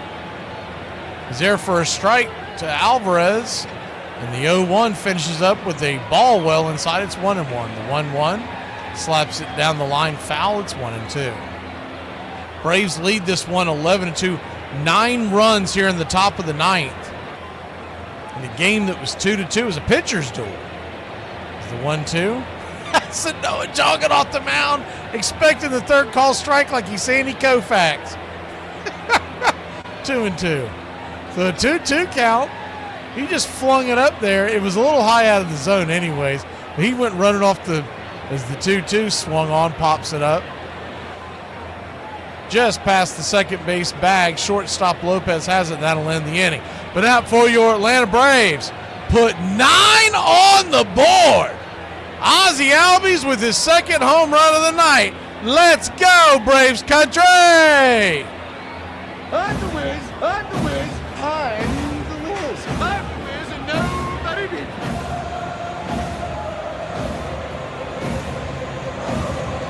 You know why there's no knock-knock jokes about America? No, why? Because freedom rings. This will solve most of the problems in your life, and I'll keep it short and sweet. Love who loves you, support who supports you, respect who respects you, and ignore who ignores you. Simple. People often ask me, Marcel, what's the best way to change a tire? And I give them the truth. My name isn't Marcel. It's Heidi, and I don't know how to change a tire. The only reason I'm outside is because I heard the heat was stroking people. Had to see for myself. July 9th, 1958 on Capitol Hill, after the old professor gives 45 minutes of rambling and confusing testimony, many of the senators laugh when they ask the Mick to respond to his inquiry about the issues. Casey Stengel and Mickey Mantle appear in front of a Senate subcommittee investigating baseball's antitrust exemption. I was asking you, sir, why it is that baseball wants this bill passed. I would say I wouldn't know, but I would say the reason why they'd want it passed is to keep baseball going as the highest baseball sport that has gone into baseball, and from the baseball angle. I'm not going to speak of any other sport. I'm not in here to argue about other sports. I'm in the baseball business. It's been run cleaner than any baseball business that was ever put out in the 100 years at the present time. Well, Mr. Mantle, do you have any observations with reference to the applicability of the antitrust laws to baseball? My views are just about the same as Casey's.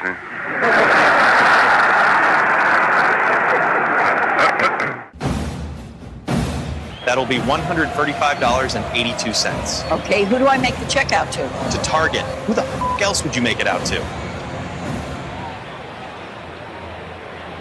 Wander Suero comes on, trying to slam the door on a 9-run lead. First pitch on the way, 92, nowhere near the zone.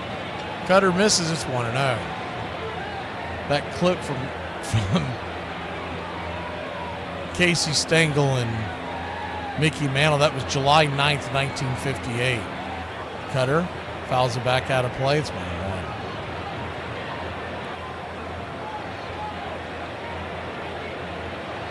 One count.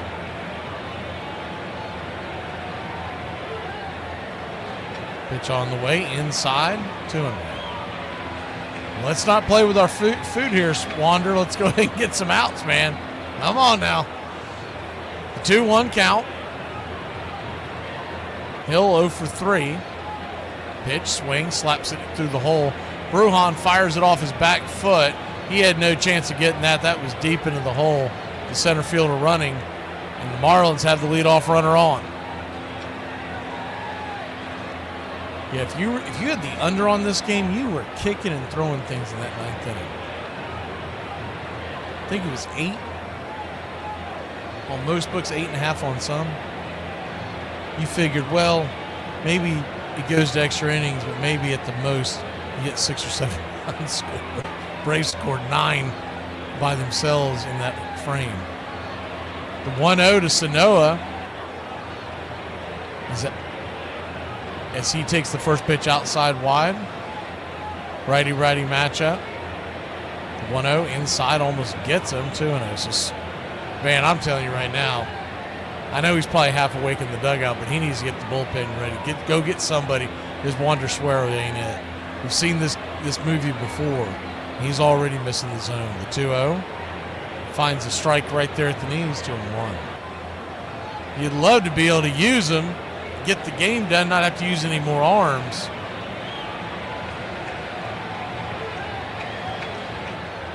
The 2-1 count.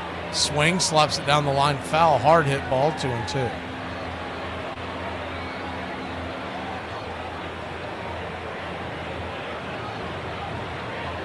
Same two teams tomorrow. 1:10 first pitch. The 2-2. Fouls it away.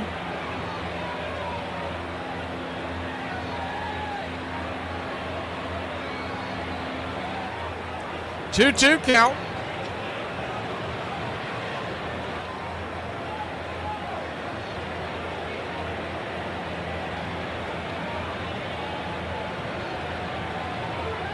Pitch on the way. So, did not go around. Full count, thank you, Uncle Charlie. Appreciate the channel support.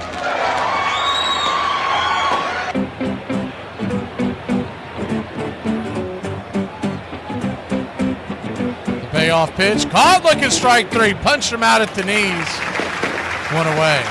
Now I'm starting to realize why Sanoa walked off the mound so quickly, thinking he had that strikeout. He doesn't know what the strike zone is. That pitch was above the knees, over the plate. I mean, a good 2 inches above the knees and a good 2 to 3 inches inside the zone on the plate. He walked off in disgust, flailing his hands around like Ump had blown the call. Now, he's blown a lot of calls tonight, but that's not one of them. Change-up right there, swing and a miss. To Edwards, it's 0-1. Top of the order for the Marlins. The 0-1. Righty-lefty, swing, pops it up. High. Can of corn just past second base. Vital Brew. Hahn makes the catch, 2 down.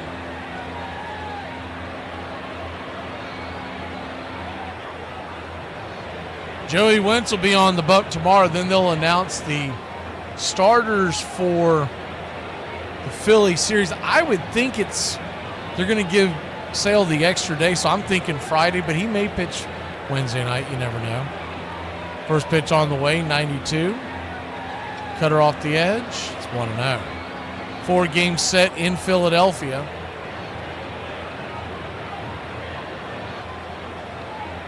The 1-0. Swing and a miss. Changeup. 1-1. 1-1 count.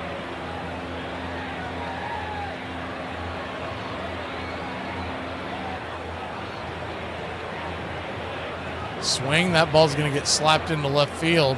Down for a base hit.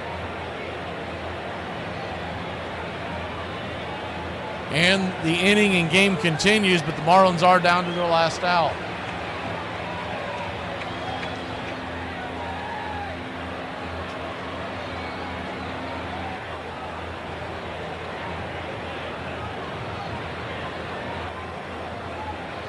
Braves will have a chance, assuming this score holds, to take the series tomorrow in the rubber match with Joey Wentz on the bump. First pitch on the way to Augustin Ramirez is high and inside. It's 1-0.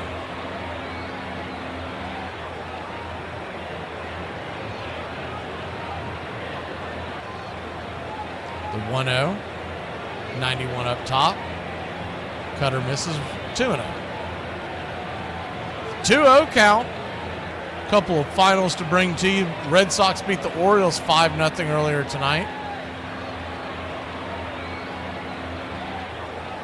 The 2-0. Cutter well inside, 3-0. Guardians beat the Rays 3-0. That kid, that rookie Messick, went again tonight. Curious to see what he did. It's the one that came up last week and pitched well. The 3-0, up top, first strike, 3-1. He went 7 innings.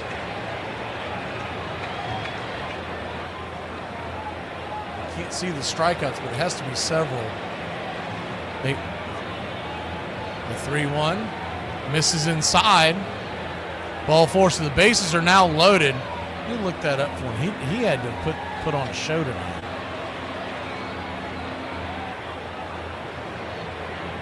Patrick Messick, 6 strikeouts, 7 innings, 4 hits allowed. Don't believe he walked anybody. It's not showing it.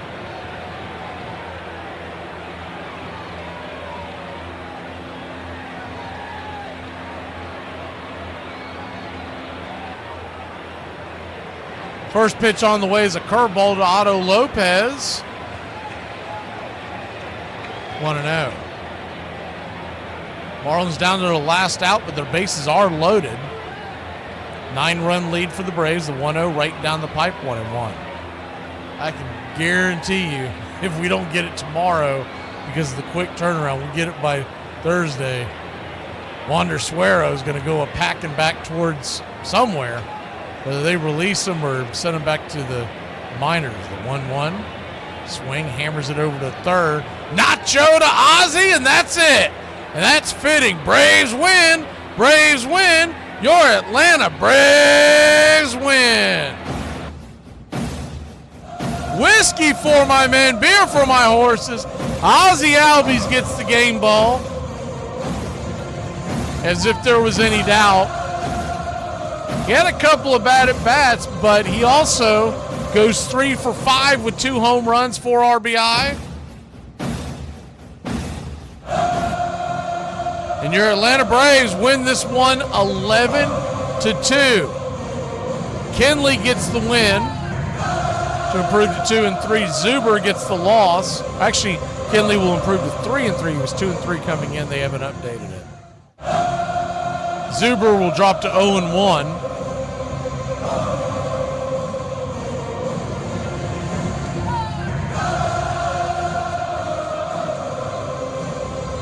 Simpson's the one that got clubbed there. He gave up 7 earned runs. 11 runs, 11 hits, 1 error for your Braves. 2 runs, 12 hits, 1 error. Or so 2 runs, 12 hits, no errors for the Marlins. 2 home runs from the Braves, both of them by Ozzie Albies. He had 4 RBI. Bruin had 1. Baldwin had 2. Eli had 2 RBI. Ozuna had 1. And Acuna had 1. Everybody except for Alvarez and Harris contributed offensively. Allen went 0 for 2, but he was lifted after his second at bat. And that's it. The Atlanta Braves will get their 60th win of the year. 60 wins, baby. So you're telling me there's a chance? Yeah! We'll see you next time here on Braves Country. Thank you for all you country club members for making Braves Country Radio possible.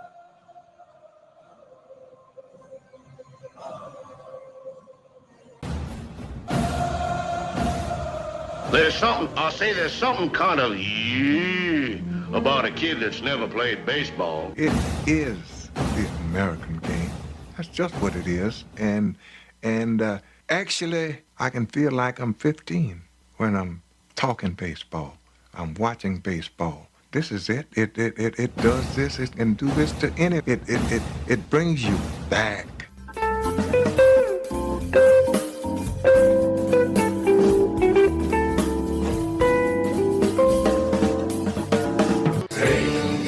To the ball game, take me out with the crowd. Buy me some peanuts and cracker jacks. I don't care if I ever get back. Let me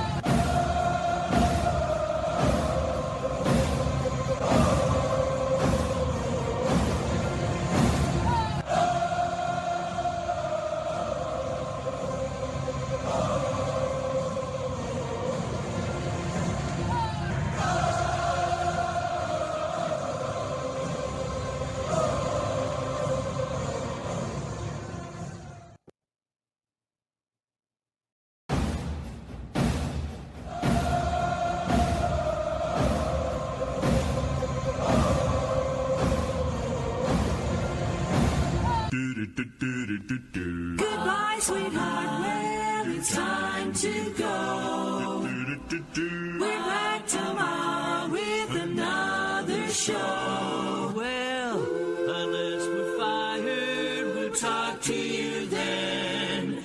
Goodbye, sweetheart. Goodbye. Goodbye. Guys and gals, it's time to go. We'll see you on the next show. Same bat time, same bat channel. It's closing time, y'all. You don't have to go home, but you can't stay here. Have a great one. On your way out, please like and subscribe. And don't forget to tip your favorite bartender. We'll see you. I'm Mac McGee, signing off for Braves Country Radio.